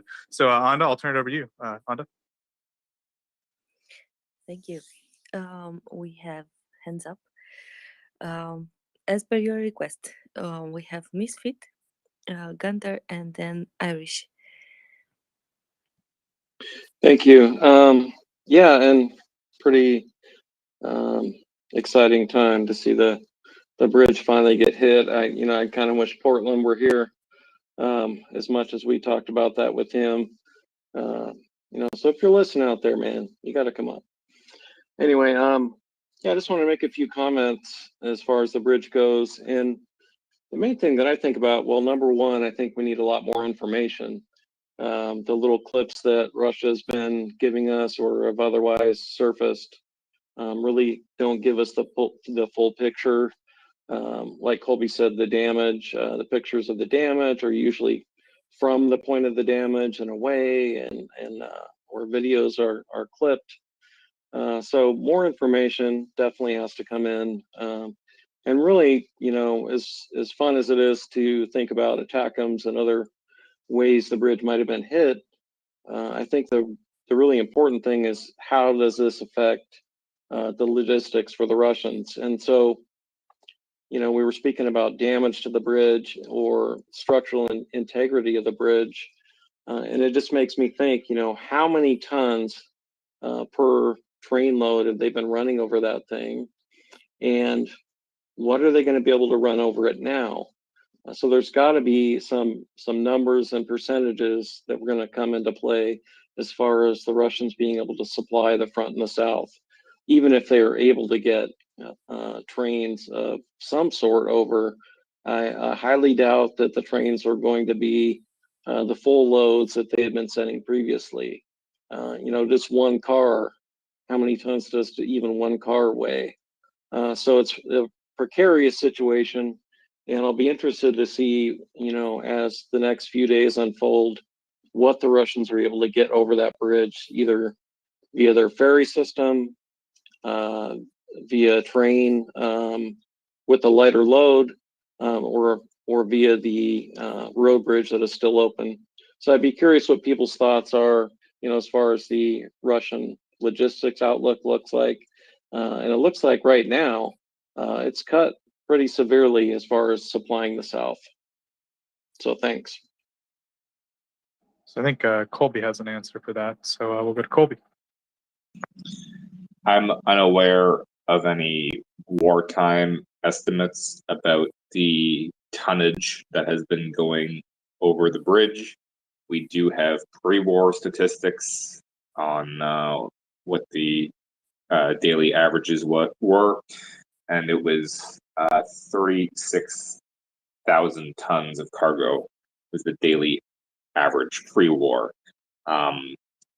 So I have no idea what Russia's been managing during the war, how much has been going over. Obviously, the cargo is going to include both military and also civilian, because there's a civilian population in Crimea that needs to be fed and supplied with everything else they need. So I'm not sure what they've been putting over that bridge since the invasion started, but if I had to guess, there's at least one of the two tracks is out of commission, and possibly both. So at minimum, that's a 50% reduction, at least, in what they can put through. Probably more, because losing one of those tracks is a major delay in having to alternate trains back and forth, and it just creates a lot of bottlenecks on either end. So it's going to be more than 50%, assuming that they do still have one lane operating. Obviously, with the road bridge, they are down to just one single lane, whereas before I think it was 4 or 6, and now it's just one both ways, at least for the damages. So that's a very significant reduction. So at least in the short term, there's a pretty major disruption to their logistics effort right now, pending further information about the extent of the damage. Thanks, Colby. Just one more thing I got to butt in with, and then I'll try to let people talk about the darn bridge. So we got 2 guests coming up. So we have actually Thomas Thiner coming, which is great news. You know, CJ doesn't get super excited about a lot of guests coming up. The last one I remember he was excited for was Ryan Hendrickson, who was an amazing guy. He's in Ukraine right now, just disabling landmines for farmers there and stuff like that. So. It was a great interview. Great to have Ryan Hendrickson on the program. I think his last name's Hendrickson. I'm hoping in there, right? Anyways, CJ is very excited for Thomas Steiner as well. So I would highly recommend everyone set your clock to 10 a.m. Eastern time. That is in about 9 hours, if I'm not mistaken. Misfit's crying. He's probably can't make it. But don't worry, Misfit, because you can use our Spotify account. Of course, we'll get that interview edited up. The editors will get hard at work on that. They'll get it up there and professionally edited. So please go to Spotify, MriyaReport, one word, and check that out for any interviews you miss. 10 a.m. Eastern time, Thomas Steiner will be here. I'm excited for that as well. And then, of course, at 7 a.m. Eastern time, so even earlier, super early for me, Alexandra Pomaroznik is a Ukrainian journalist and professional interpreter. She's an editor and a film critic at Vertigo. So she'll be here at 7 a.m. Eastern time. So once again, Thomas Steiner is at 10 a.m. Eastern time, and Alexandra is at 7 a.m. Eastern time, basically today for most of the world. So with that, I will turn it back over to Anda, and I'll be quiet. Anda, go ahead. Why be quiet?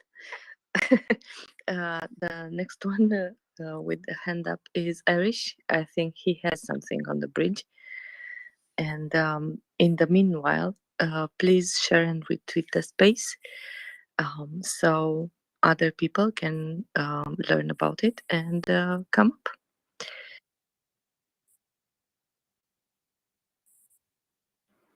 Irish? Hey, I'm sick of the bridge like everyone else, but I was listening earlier, and they were like completely ruling out that it could be, a truck and all them earlier. They were like, there's no way it could be a truck bomb. But then when I looked up on, I don't know if anyone else has searched on Google Images, truck bombs, and it showed like in Afghanistan and Iraq, and like, they actually are, there was one and it was a similar bridge and it flew it all out. Then there was another one, like just a crater that was like, 10 feet deep, so like, I wonder why, I know it's, everyone hopes it's, that they have the attackums, but like, is there any, things you completely rule out of being a truck bomb? Yeah, so I mean, it's certainly a valid question. All I can say is, I understand a lot of people feel very strongly it was a truck bomb or some kind of a boat bomb. Truck or boat was something people seem to have DM'd me with great passion about. And yeah, I totally get it. I'm not one to say that a truck can't do that. I think that's maybe an oversimplification. But I think that maybe the sort of logical argument against that is, look, Russia does have inspection points on this bridge. They're not they're not clowning around just letting anything on that bridge. There's a few. I'm not an expert, but there's a few compelling reasons to think a truck would have been difficult to do, not impossible.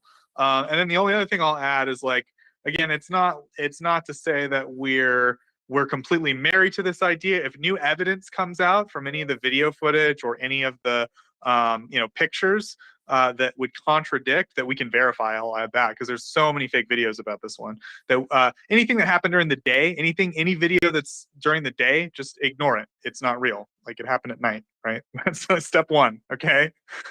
So anyway, yeah. So the point is that if we find any evidence that tells us anything to the contrary, or I shouldn't say we, I'm not a bridge expert, we get separate people up here and they've all come to the conclusion separately, right? That's all I can really say about it. If there's anyone who is an expert who wants to come up and say it's a truck bomb and like lay out their evidence, we're not going to stop you. And I would say, evidence of other bridges exploding is like, I would say reasonable. I don't know. I'm not a bridge engineer. If I can compare the great bridge explosions of other wars to this one, maybe someone can. So I think maybe I'll turn it over to Colby, who might have something to add. Go ahead, Colby. The damage pattern just does not support the theory that this was a vehicle-borne improvised explosive device. Look at Oklahoma City. If you packed a truck with explosives in the same manner, the train would have been knocked off its bridge, and we would see way more widespread blast damage. But we don't see that. We see much more localized damage in a specific area. So if this was a IED, a massive IED, the damage pattern would just look totally different from what we're seeing right now. That's really the only argument you need, I think, against the idea that this was an IED. Set everything else aside, the security procedures on the bridge that the Russians reportedly had, don't need any of that. Just look at the damage pattern. It just doesn't make sense for this to be an IED. And if you, again, the comparison to other bridges, if you compare instances in which other bridges have been destroyed by a vehicle-borne IED, and this has happened in Iraq, again, the damage pattern there looks totally different from what we're seeing right here. So the argument just doesn't make a whole lot of sense. Yeah, thanks, Colby. I'm certain, like I said, I'm the last person who knows anything about bridges. I live in a desert. We're basically landlocked. We don't need a lot of bridges around here. Sorry, guys. So I'm gonna let Misfit go ahead. I know there's been some other hands up, but he might have something to add. I like he tweets stuff sometimes. Give him a follow. He does good work. Go ahead, Misfit. Oh, that's nice of you to say. Thank you. I'm just gonna say. You're real quiet, buddy. Can you speak up a bit? Is this better? A little bit. Okay. Yeah, my headset died, so I had to switch. Anyway, I'll do my best, and this will be short. If the Russians are laying out all these facts about how it was a truck bomb, then by default we should know that it's not a truck bomb. The Russians are saying it, so we know the opposite of that is true, and that's really keeping it simple right there.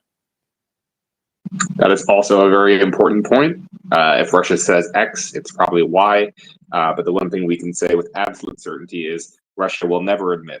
If it was a missile, they're never going to admit that. Because for Russia to admit that a ballistic missile did this means, without any shadow of a doubt, that S-300 and S-400 are worthless systems. Because if they cannot protect a critical piece of strategic infrastructure against a ballistic missile, what is the point of this system if it can't do that?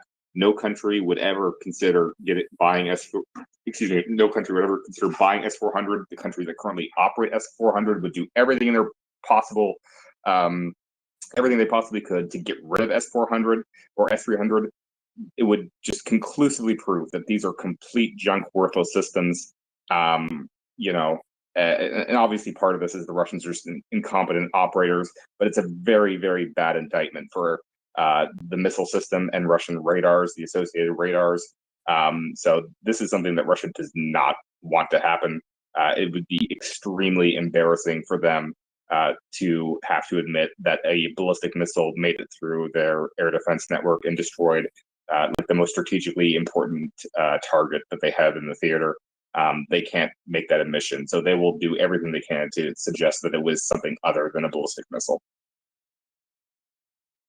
So there you go. Hopefully that's like a pretty fulsome answer, and I'll let Anda take it away. Anda?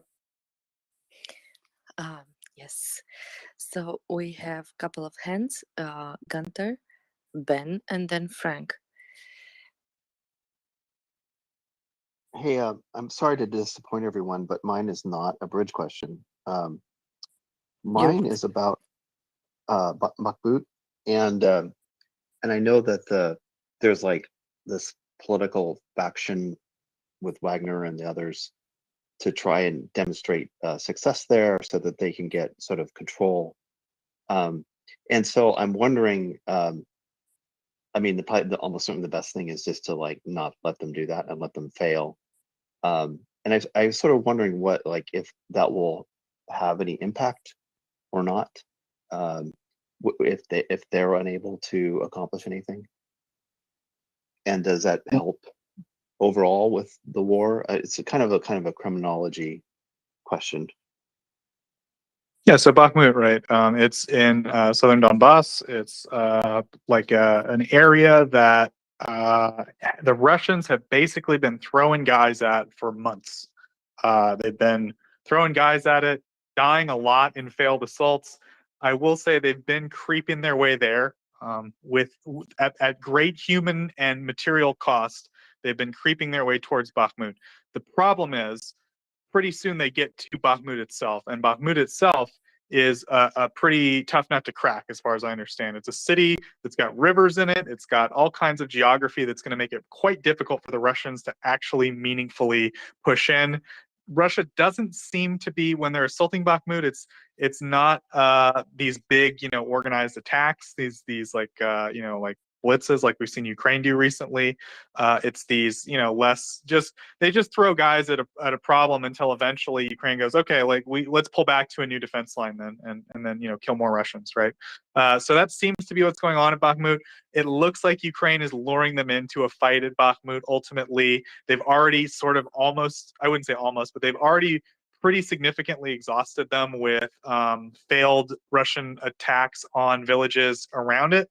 And I just don't see Russia being able to cobble together the strength to actually take it. It would be something for Russia like Severodonetsk or Lysychansk. Like, it would be tough. And, back when they had the manpower to do it, if they chose to do that instead of Lysychansk or whatever, then maybe, but like, I don't know. I don't see it. Personally, I don't see Bakhmut as ever being taken by the Russians. Go ahead, Gunther. So my question wasn't about the military side of it. My question was more about the basically inner workings of the Kremlin. Like, you have this faction that is trying to wrestle power from the MOD, and they're going to demonstrate it by taking Bakhmut. They'll fail, and so presumably then that will sort of discredit them a bit. And my question is that good or bad for the overall war effort, or who knows? Gotcha. Okay, so now I understand your question. So yeah, there has been some, I guess, rumblings, and I don't think they're mistaken, of a faction, as Gunther put it, in the Kremlin circle that wants. I would say it looks to me like they just want more power for themselves. I don't know if that's your reading, Gunther, but like basically it's Pirozhin. I don't know if I'm remembering that guy's name correctly. Putin's chef. He runs the Wagner group, and one thing that's been happening lately is Russian videos have been coming out of like, oh gee whiz, like we're not getting any equipment. They're mistreating us. But like all the so-called conscripts are wearing like masks and stuff, and like all the people that are sort of actively involved in the videos are wearing Wagner patches and stuff. So I mean, just like the conclusion, and I don't have any like solid evidence of this, but this is like what I've just overheard from like various discussions about this. That like it looks like, if you read between the lines, Pirozhin is putting out videos that are trying to make the army look bad to Putin so that he can get more, or maybe just to the regime in general or whatever, to get more power for himself, to like take more control of the military situation on the ground. And that seems to be the audience for these videos, like a faction that wants to build influence in that way. With as I already mentioned, I don't think that Bakhmut will succeed. So I don't think that these guys are probably going to go anywhere with this like little dream of theirs. I don't think Putin's super interested in entertaining the dream. I don't think Wagner has really panned out in militarily the way he had hoped anyway. So I don't know. I mean, maybe I'm wrong, but yeah, I don't think that it would have any real significant impact on the war if they succeeded or failed. I guess you might say that they probably represent something of a more like hardcore faction. I guess from what I've heard about Perozgin, he seems like kind of a jerk, but you know, I don't think it would have like a really deep, meaningful change in terms of the power structure of the Kremlin or anything like that. Is there anything you wanted to add, Honda? Not for the moment. I'm sorry. If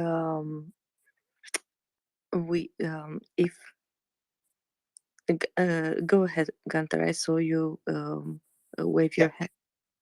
Yeah, I mean, the one thing that could be bad is if they dissolved Wagner and all those other forces and brought them underneath the MOD under a unified command. Like that would be like not a good outcome. I would expect though that doesn't seem very likely in any circumstance. Well, they seem for the moment to reorganize. As always, they started with we were going to do it next week, but we will do it this week because of the current operations. They changed Shoigu. Probably we will see more changes in the future. It is clear that Putin is micromanaging and thinking of himself like a master strategist, which is kind of funny because he doesn't have the military knowledge and training to manage some things. So this is clearly visible on the front, and coupled with the lack of trust that you can see between him and his men, the lack of communication, truthful communication, like, boss, we're not doing great there, we should retreat. Yeah, it's not happening. We see that. We've seen it. We've seen the stubborn determination to take some cities or to hold some cities despite heavy losses, instead of regrouping and rethinking. And yeah, we will see. We will see how it's gonna be, but it doesn't look good for them. We have some hands. We have Ben, I think, for the first time, at least on my watch, and Frank, and then Lisa. Go ahead, Ben. Yeah, thanks everyone. Long time listener, first time caller. I've got some thoughts just looking through the various photos that have come through of the bridge. I might be reproducing what other people have said today, but I'll go with it. The first is the Maxar satellite photo, which shows that the bridge has folded in the middle, which is likely where the blast was, and then it's dropped on the left and the right into the water. But between that whole section with the three bits that have collapsed, it's one continuous bit of metal. The second is there's a photo from the end of the bridge where it's dropped, and you can see it. That's at an expansion joint, so that's where it's failed. That's where it's sheared through. So it's failed at the designed weak point of the bridge, where the bridge is meant to pull apart. There's another photo which has got the the intact side of the bridge, and you can see the handrails there, the crash barriers, have blasted sideways, which indicates a horizontal blast rather than a blast from underneath. And the other interesting one is a photo from underneath the bridge, which has got no scorch marks. So, with a blast mark on the top deck, no blast indication on the bottom, shows the boat idea is not really supported by that. There is no boat idea. That's just There's got to jump in there, please. No. So I'm like just poo-pooing that idea. So in my mind, the blast in the center has, be it from a truck or from a missile, has put a big downwards pressure in the midpoint of that where it's folded, and then that's dragged left and right, and it's pulled the entire continuous sheet, and it's failed at the two expansion joints, and that's where they've both dropped into the water. So be it a missile, which is unlikely, or a truck that was just perfectly timed to go off in the midpoint between the two supports, they're the two options that I can see. I think the biggest question people should be asking is, why are certain so-called Ukrainian officials telling the Washington Post or this or that there was a truck bomb? Obviously, someone doesn't want someone to know that they have ATACMS for whatever reason. Or, frankly, if the Russians want to say it's a truck bomb, I guess they're thinking, okay, we'll go with it. Anyone, never heard of any military expert at all who's seen this and gone, this is an IED. There's so many reasons that you can't even start. You just can ping them off. Or it's a rocket. Now someone says, well, how come we can't see it? Do you know how fast they move?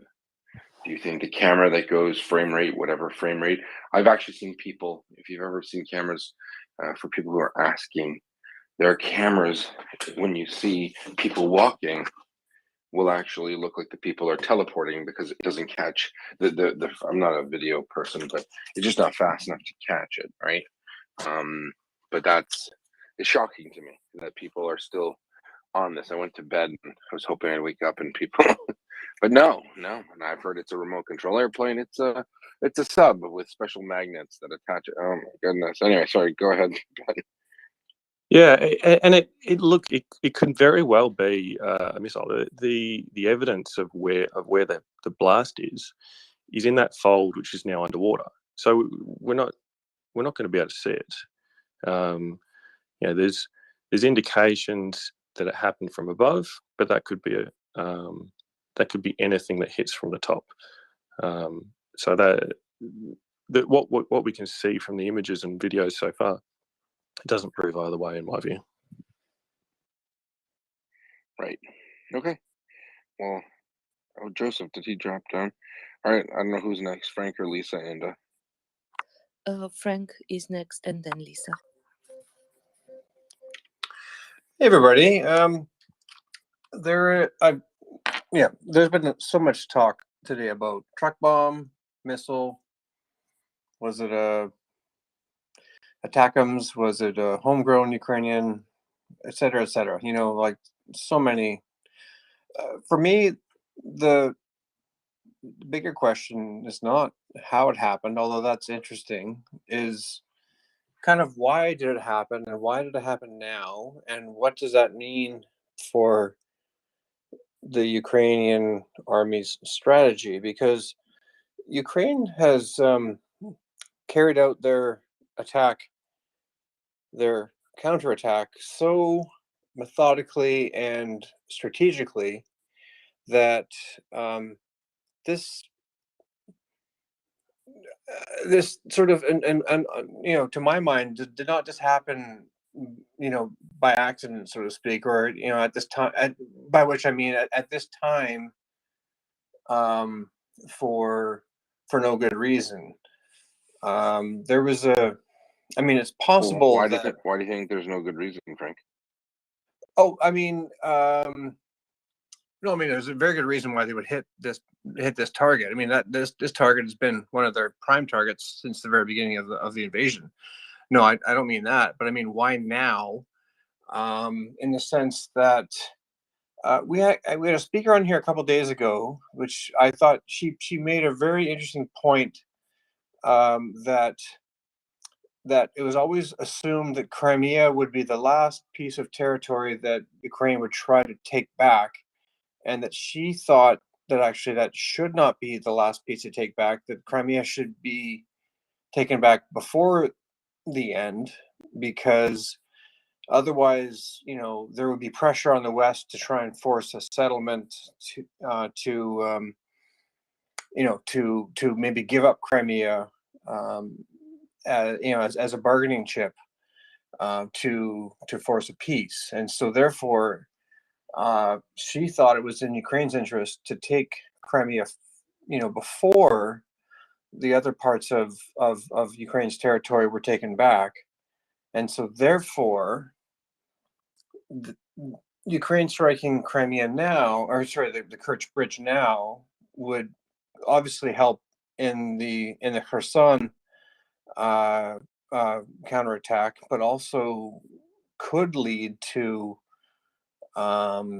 Ukraine possibly trying to recapture Crimea before the war is over.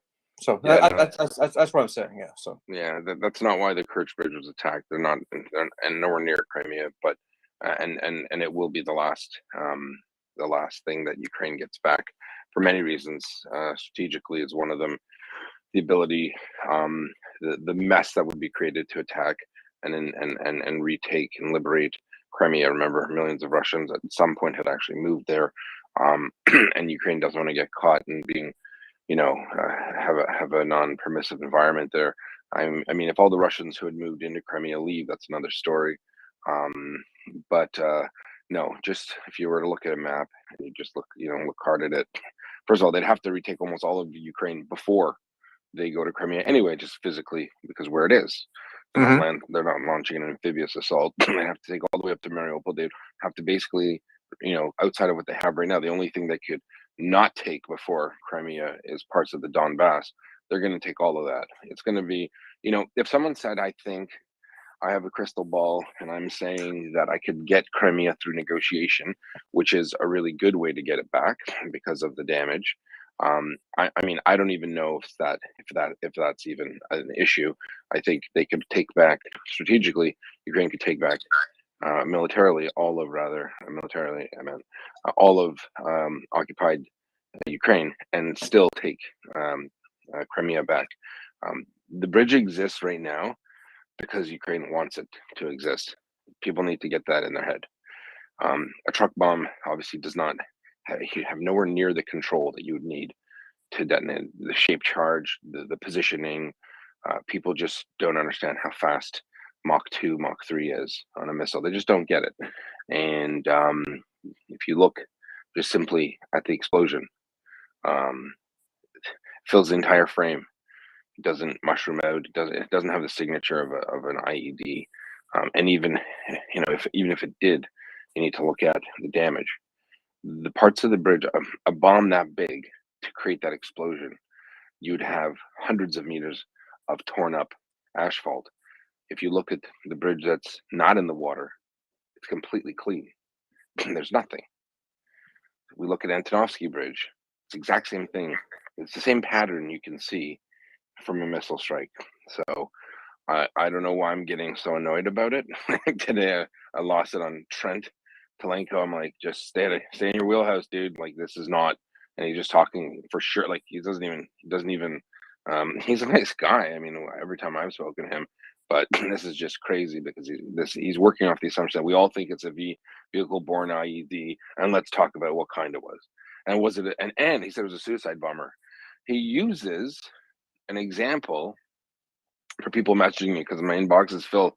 I woke up to it. Actually, I woke up to someone sending me a tweet, so many tweets about Kanye West being an anti-Semite now, and I don't care for the guy's unwell, obviously. And then the next amount of messages was about suicide bomber. And so some people think that because at the beginning of the war, there was an engineer, a sapper, who did detonate a bridge and stopped the Russian advance, and he killed himself in doing it. And he goes, "This is proof. This is obviously a proof that Ukraine is employing suicide bombers." The guy on the bridge got stuck on the bridge. He wasn't trying to kill himself. That wasn't the plan. he detonated the bridge because it needed to get detonated, reserve demolition, and he was too close to it, and he wanted to protect his mates. Wasn't a plan to have suicide bombers on bridges across Ukraine to blow up Russians or blow up the bridge.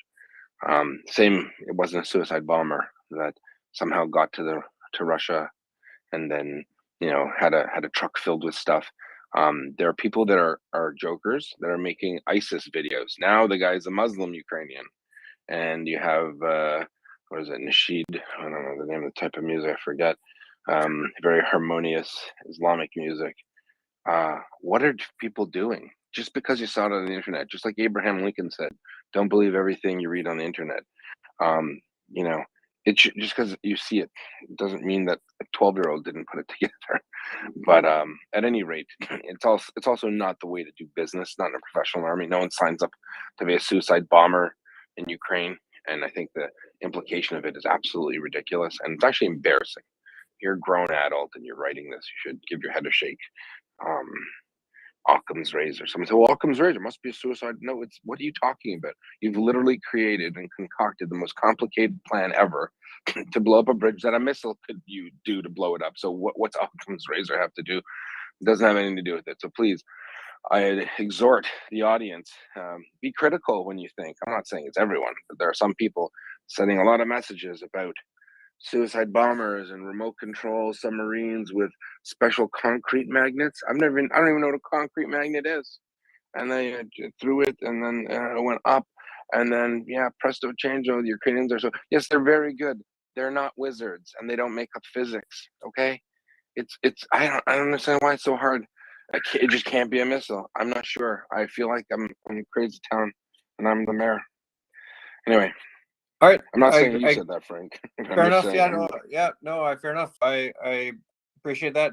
It's been an awful lot of navel gazing this day, and like I say, for me, it's not the most important question, because the most important question is why now? And so if you're saying it's actually not going to be to help liberate Crimea, then clearly it will very much help with the liberation of Kherson, and that's a perfectly good answer too. No, it's definitely. Listen. Why didn't they? I guess the real question we should be asking, why only one lane? Okay, that's a good question. So that sounds very symbolic to me. Why one lane? Why now?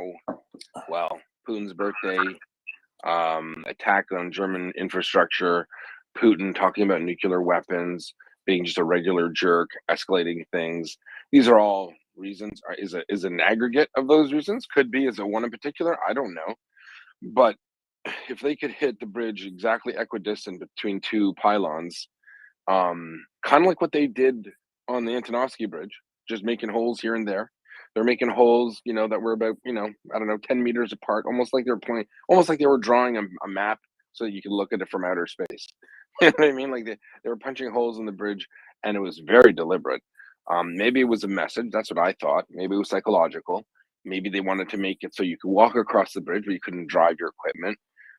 These are the questions that we need to step up and ask, and not just be like mired down in a debate about completely nonsensical things. So, I mean, I had someone get mad and said they were Hollywood ideas. I wasn't referring to the one person with apparently IED experience from Iraq or something, or Afghanistan.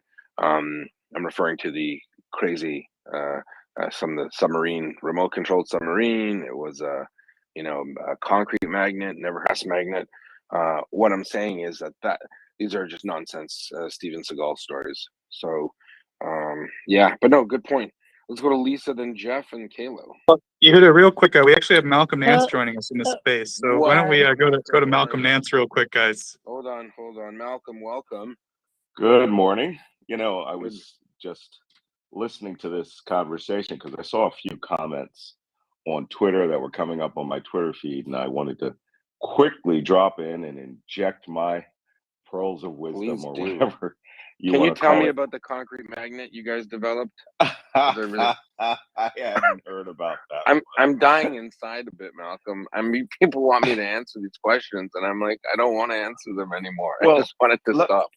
Let me give you a little bit of my personal experience and my experience here in Ukraine. First off, for those who don't know, I'm with 3rd Battalion Legion, which is the Legion's official Special Forces Battalion.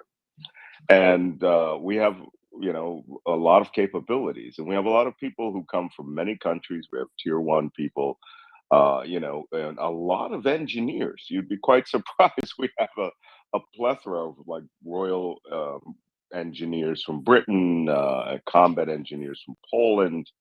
And these are guys who are sappers. They blow things up for a living and then put down new bridges. So, I know quite a bit about what, some of the things that you guys have been discussing. I was one of the first people to take a look at that bridge here in Ukraine and tweet about it. My tweet yesterday where I said that this was, well, let me say a couple of things first. First, I'm going to go right on the record for all of you. That was not, it was not a missile. I can tell you that right now. Your references to the Antonovsky Bridge, even if you hit it with an ATACMS 500-pound warhead, it's going to show a lot more damage. I mean, I've seen a lot of HIMARS hits out here, Smersh missile hits, all sorts of rockets that have been used out here, and they leave an enormous quantity of damage. I mean, the debris theory, the debris field theory that some of these people have been mentioning is true. There will be an enormous amount of debris. It will blast it all literally up into the air, and it will drop backwards. Another thing is that early on, people were saying, "Well, it's a suicide truck bomber." The Russians put that theory out. Well, that cannot explain that 3 sections of the bridge collapsed. And granted, 2 of those sections collapsed when one of the supporting pylons was blown. We've sat around and we've discussed this with the engineers, and just based on my experience, I've survived suicide bombings. I've survived one of the largest, earliest ones in Iraq, the Assassin's Gate bombing, and like a rocket, it sheds an enormous amount of debris. I mean, it will rain down a kilometer away. So a truck bomb of that size, which by the way, we have a name for truck bombs. In the tractor trailer size, we call them Super Strike IEDs, SSVB IEDs. And granted, that truck could have carried, 10, 20 tons of explosives, but the debris field would have been enormous. It would have just not been precise, and it would have blasted, I think, both roadways and the railway bridge. I've seen some Super Strike IED missions carried out by ISIS in Syria that toppled 5 and 10-story concrete block buildings and reduced them to a pile of rubble, and not even going into the building, just near the building. So the blast over pressures there are just too great. Another point is, you might have noticed that the second roadway was left open. Are you guys still with me? Am I? Okay. Yep, you're audible. Yeah, we are. Okay. You might have noticed the second roadway was left open.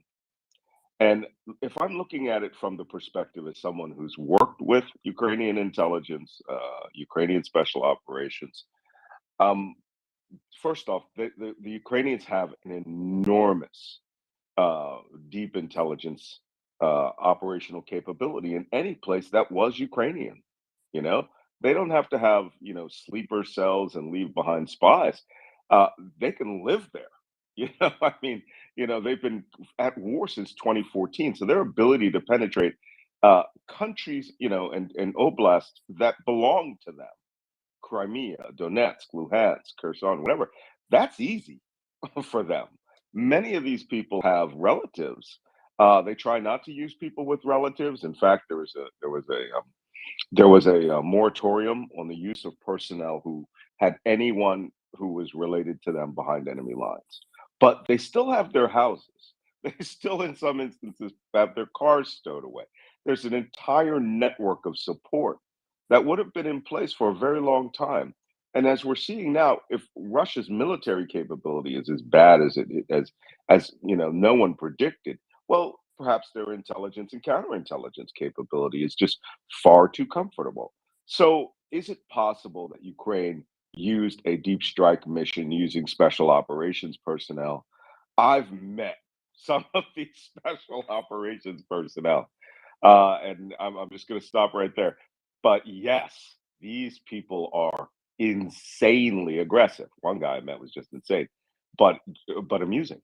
And I knew that these are the kind of people who would, drive and collect a ton of plastic explosive, right? And still have cookouts in under Russia's eyes. So that was why I put that tweet out where I said this was a precise special operations mission in a deep penetration mission where apparently, I mean, to do this, you had to not only collect the explosive material. Well, that's relatively simple enough. Then you have to transport the material. And I suspect that they knew that the Russians were so lazy that you could get people under there and go maybe once a day every night through maybe they put bridging ladders under there that no one noticed. Maybe they built an entire framework underneath that section of bridge. I've heard about, I'm a historian to a certain extent. I've written 10 books, but many of them are actual histories and analyses of things. And I'm a historian of World War II and the Special Operations Executive in the OSS. And I have seen there are many, many missions that were very similar to this carried out in Greece. One special operations element, SOE team, destroyed 5 trestle bridges, one after the other, right with German guards under them and on top of the bridge, carrying dozens, or hundreds of pounds of explosives. If you're daring enough, yes, you could do it. So that's why my vote is that it was a special operations mission. They figured out very early on how lazy the Russians were, and that Russian counterintelligence wasn't paying attention to anything on the bridge. Cars could break down, small craft could come under it and winch it up.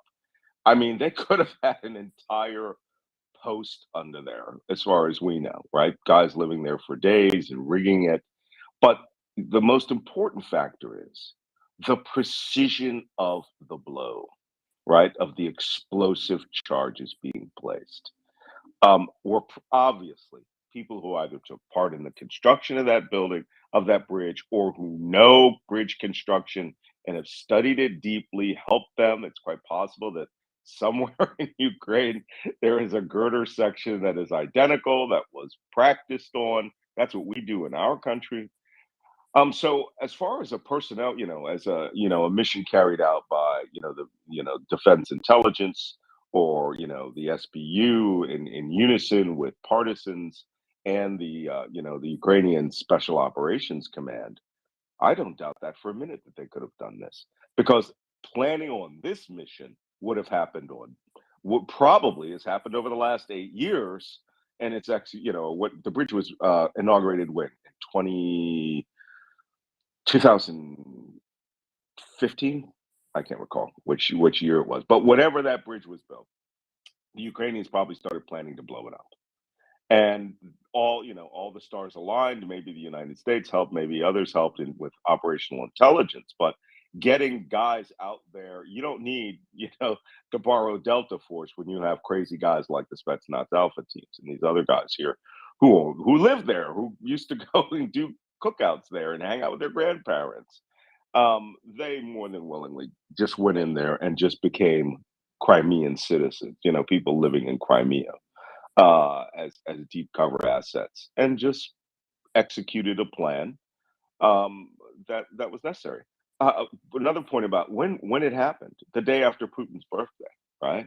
which is actually awesome. A lot of people think and I have this problem in terrorism that dates are very significant. You have to be prepared for attacks on those dates, and it's true. You should be. However, I've also cautioned people that the terrorist, or not terrorist in this instance, but the Special Operations Task Force leader, he is going to make the day determination, and he's going to pass that up the chain of command.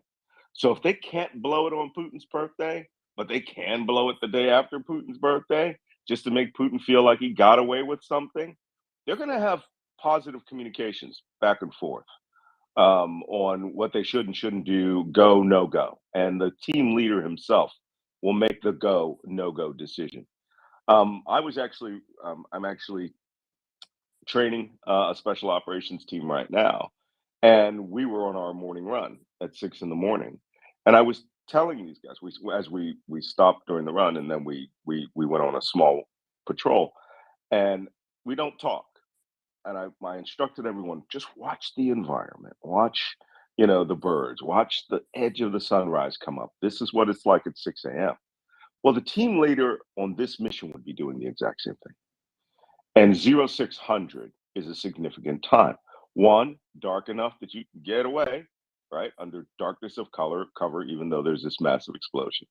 And two, most Russians aren't up. They're just not doing anything. I mean, these guys, they start fighting the war at like 9 a.m. So, this is Because they're hungover? Yeah, well, and hungover is not a joke.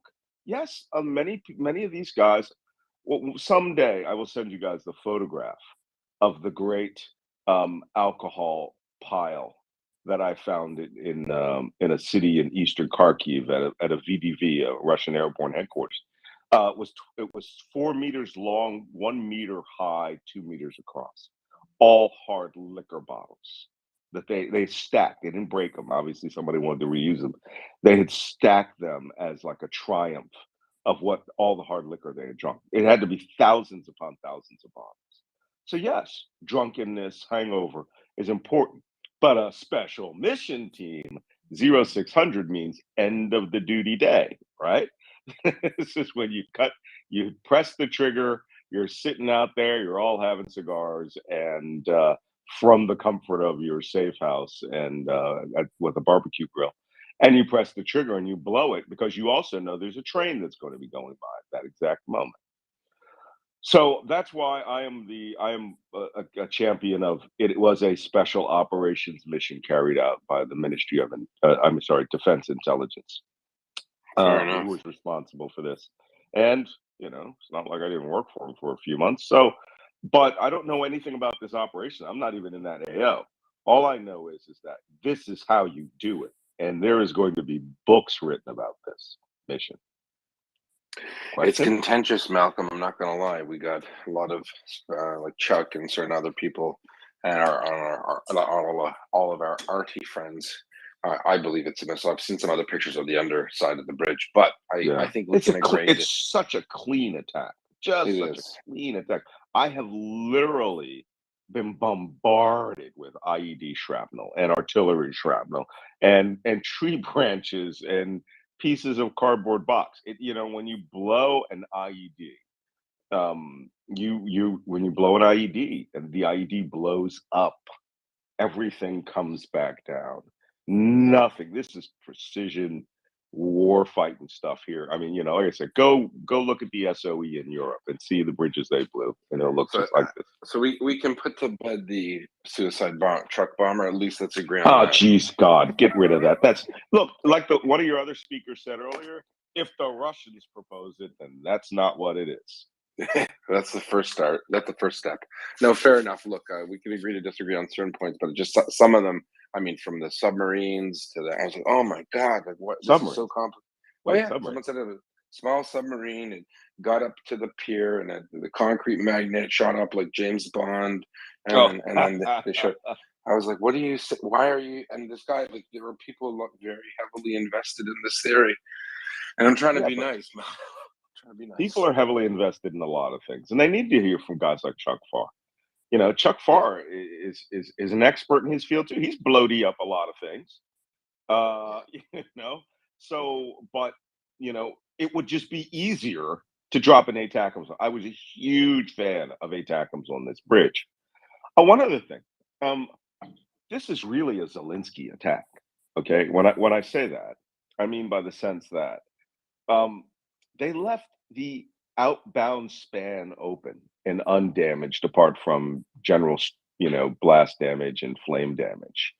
And it's very symbolic that he left the people of Crimea, all of the Russians who had gone in there, had taken over Ukrainian property, had bought houses for $3,000-5,000, gotten false passports, all this stuff.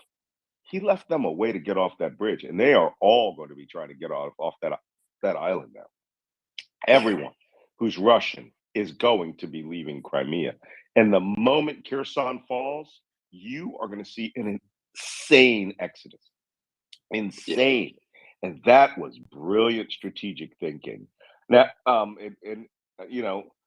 I really don't believe that they intended to drop the entire bridge, because it would trap everybody, and then you have, caged, or cornered rats. So they can still drive out through Mariupol though if they wanted to, right? yeah, under HIMARS fire. I mean, Mariupol's getting into M777 country now in terms of the coverage of fire. And I got to tell you, I've now seen some resources the Ukrainians have, and they know how to bring fire down on people. Right? You don't have to have a forward observer. They have the capability of making those roads unlivable. So great, let them get out through Mariupol. But no, this is a more humane way. And I think if the people of Russia start seeing every person who is a real Russian citizen or a Russian sympathizer, who a Crimean that lived there, who think that the Ukrainian army's coming and they mean revenge, they're going to leave. They're going to leave. Switch gears, Malcolm. Tell us, what was the story about in Moscow right after some mini purge? Is it true? What does it mean? What do you think? I don't know. I'm a big fan of the Russians, of the Russian people relieving Putin of his command. Are you a palace coup kind of guy? I mean, I'm thinking there's got to be a critical mass at some point. I personally think that the 75 grain lead solution is the best, but I don't know. What I think is that bridge blowing up could have put in a level of paranoia. They had just changed all the commanders in the army, and you do have to, with a person who's as paranoid as Vladimir Putin, you would have to wonder how loyal the army command is. Another thing is that this is also an awesome time for foreign powers, foreign intelligence agencies to screw with his mind, right? So, to a certain extent, he may have thought they collected intelligence. You have to know something. First off, full disclosure, I wrote a book about Vladimir Putin and his intelligence agencies and how they're used their resources to destabilize Western democracies. And they did a lot of false flag operations, false flag media operations, two of them claiming that they were ISIS. And I didn't find that out until I wrote a book about ISIS's ISIS's social media. So, but in doing that, I actually went to Vladimir Putin's office in Dresden, Germany, when he was a baby KGB agent. And it gave me some great insight about this guy. Every door frame in that room was bugged. Every window frame was bugged. And they knew that all of the recordings of them and whatever they said weren't collected in the building. They were being shuttled off site a block and a half away to a KGB torture center that they use themselves, right? So, whatever conspiracy they're going to have, it's going to be like, the Godfather. It's going to be Fredo in a boat. So, you have to speak without being heard. But it built in an innate sense of paranoia into Vladimir Putin.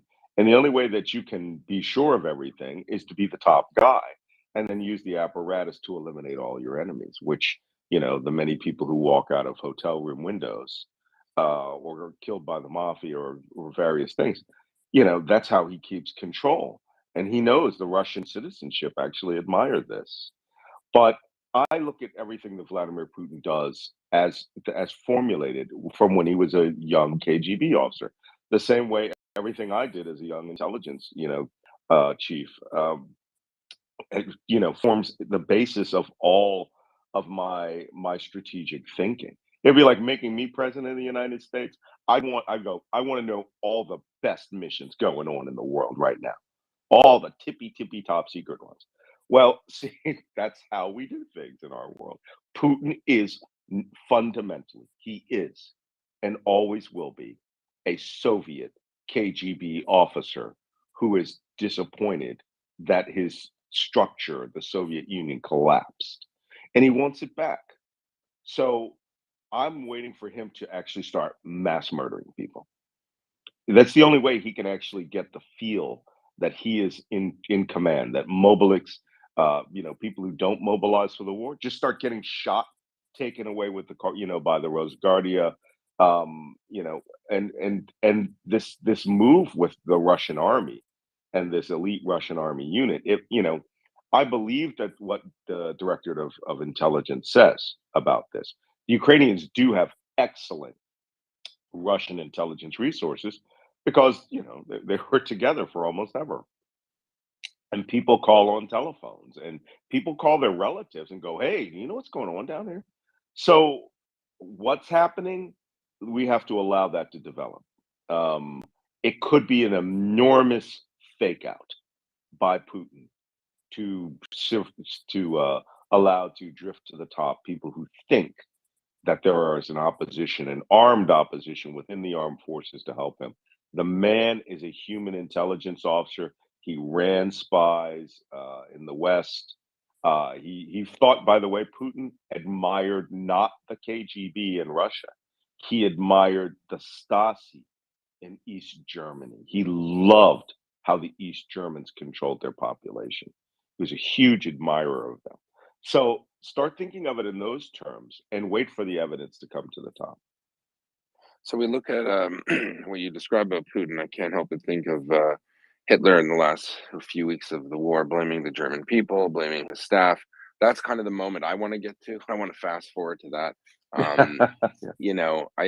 think there comes a time where you see the knives are out. You've got obviously Wagner and the military and the Chechens and everyone's starting to blame other people, which is good. I like that, right? It's the beginning of something, right? Eventually, the blame is going to keep going further up the food chain. I think the only reason why Shoigu is alive currently is because Putin realized he's going to need someone in Gerasimov too to throw this on. Oh yeah. But isn't this gonna go to the top? I don't know. That's the vibe I get.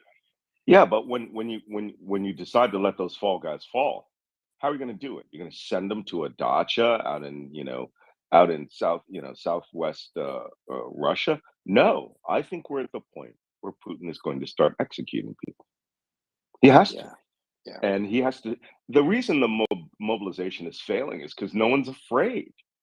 And no one's really been, people, it's one thing to be disappeared, but that disappearance, like in Argentina during the Dirty War, has to be known, right? You have to know people are disappearing. And, the old system in the Soviet Union, right, where the Black Lada comes up, or in Argentina, it was Black Ford Falcons that were deliberately chosen so that they were like the harbinger of doom. And then they'd storm your house and drag you out, and you knew you were going to end up as a dead body dumped over the Atlantic Ocean from an airplane. Putin has not gotten that level of buy-in to Russia to go, hey, old Soviet ways are back. Traitors are now going to be dealt with. It's like the old KGB thing. You guys might know, I'm on the board of the Spy Museum in Washington, D.C., and one of my fellow board members is Oleg Kalugin, who's an ex-KGB general. And that whole thing about there being a furnace in the bottom of now FSB headquarters, with what the old KGB headquarters, and if you were a traitor, you and your senior staff were assembled down there, and they grab you and throw you alive into the furnace. That's true. That's how it was done, to warn everybody within that staff, that that's how you're going to go. Putin has yet to exhibit what the alternative is to flipping him the bird. So when he starts exhibiting that, it isn't going to be people silently walking out windows. It's going to be a video, okay, of FSB storming your place, and then they'll say you jumped out the window. That hasn't manifested itself enough to make people angry or afraid to really carry out his orders. So he could wake up Malcolm, with a bullet in his head. yeah, tell us. So people, especially Putin apologists, like to say, well, there's a municipal politician who said resign, or there's a this. This is all concoct. This is all a lot. This is controlled opposition, right? Putin I likes love that. this. Oh, Yeah. controlled opposition. Controlled opposition was literally, there was a division of this in the KGB. If you want to read, I mean, if you have to learn anything really quick, you have to go get a copy of The Sword and the Shield, which is, the definitive study of KGB operations, or get my book, Plot to Destroy Democracy, where I go over each aspect of Russian intelligence operations and how those operations were being applied to the West, right? Literally funding controlled opposition. So, you know, that the letters, yes, we want Putin to resign. Yeah, you don't think those guys are had iron bars installed all over their apartment windows? Of course they did. Because this is so Soviet, it's very Stalinist. And don't forget, Putin's dad was Stalin's cook. He loves Stalin. Or his grandfather was Stalin's cook. So they understood this is so communist, it's so Soviet. They understood that you had to create these false narratives and suss out people who were actual traitors who were waiting for some hero to come up. And you would let that off. My favorite trick, by the way, in terms of controlled opposition, was carried out on the TV show of Solotov, the guy who's the Tucker Carlson of Russia, I call him. And he came out this week with his panel, and they were talking about how all of the opposition leaders, Nemtsov and everyone who had been Skripal, for some strange reason, they believe that actually two of these people are still alive were murdered.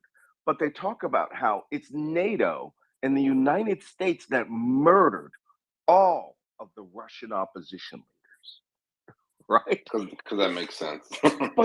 but they put it out on Russian state TV and says Putin is trying to protect you, even the opposition, who the NATO has done. So now there will likely be a murder of a senior opposition official who's in exile overseas by the CIA.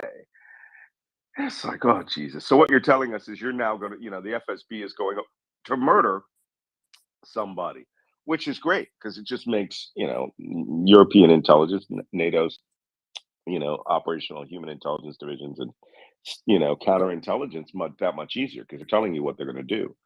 But Russia right now is an unstable, raging bull, or a bear that one of those bears that just got drunk, that drank 500 bottles of beer and is now raging around. So that's probably closer analogy. Probably some of the people in our audience are there now too. So any other questions? I have to go, but I just wanted to drop in and talk about the Bridget for a sec. No, I appreciate it. Malcolm, when are you going to be available? I was going to tell the audience we've got a little drive for Malcolm. It's going to be a big one, and maybe tomorrow, next couple of days. It's $100 grand. Can you tell our audience what it's for? Yeah, well, I get, you guys know I've been in Ukraine for 9 months. What month is this? I've been here since January 25th. So you guys do the math. I went home for 12 days. And we have, you guys know I'm in the International Legion now with 3rd Battalion Special Forces Legion. We are the Special Forces Battalion. And we're standing up multiple new teams. I've since moved from 1st Battalion. And one of the things that I've been doing since I've been here in Ukraine is I've been fundraising for the Legion. I'm actually still the largest single cash donor to the Legion. I gave my entire $100,000 book advance from my last book to the three different elements that make up the Legion: the Secret Legion that works for somebody else, the 1st Battalion Legion, which is our infantry battalion, and now 3rd Battalion Special Forces. 3rd Battalion's getting a workout.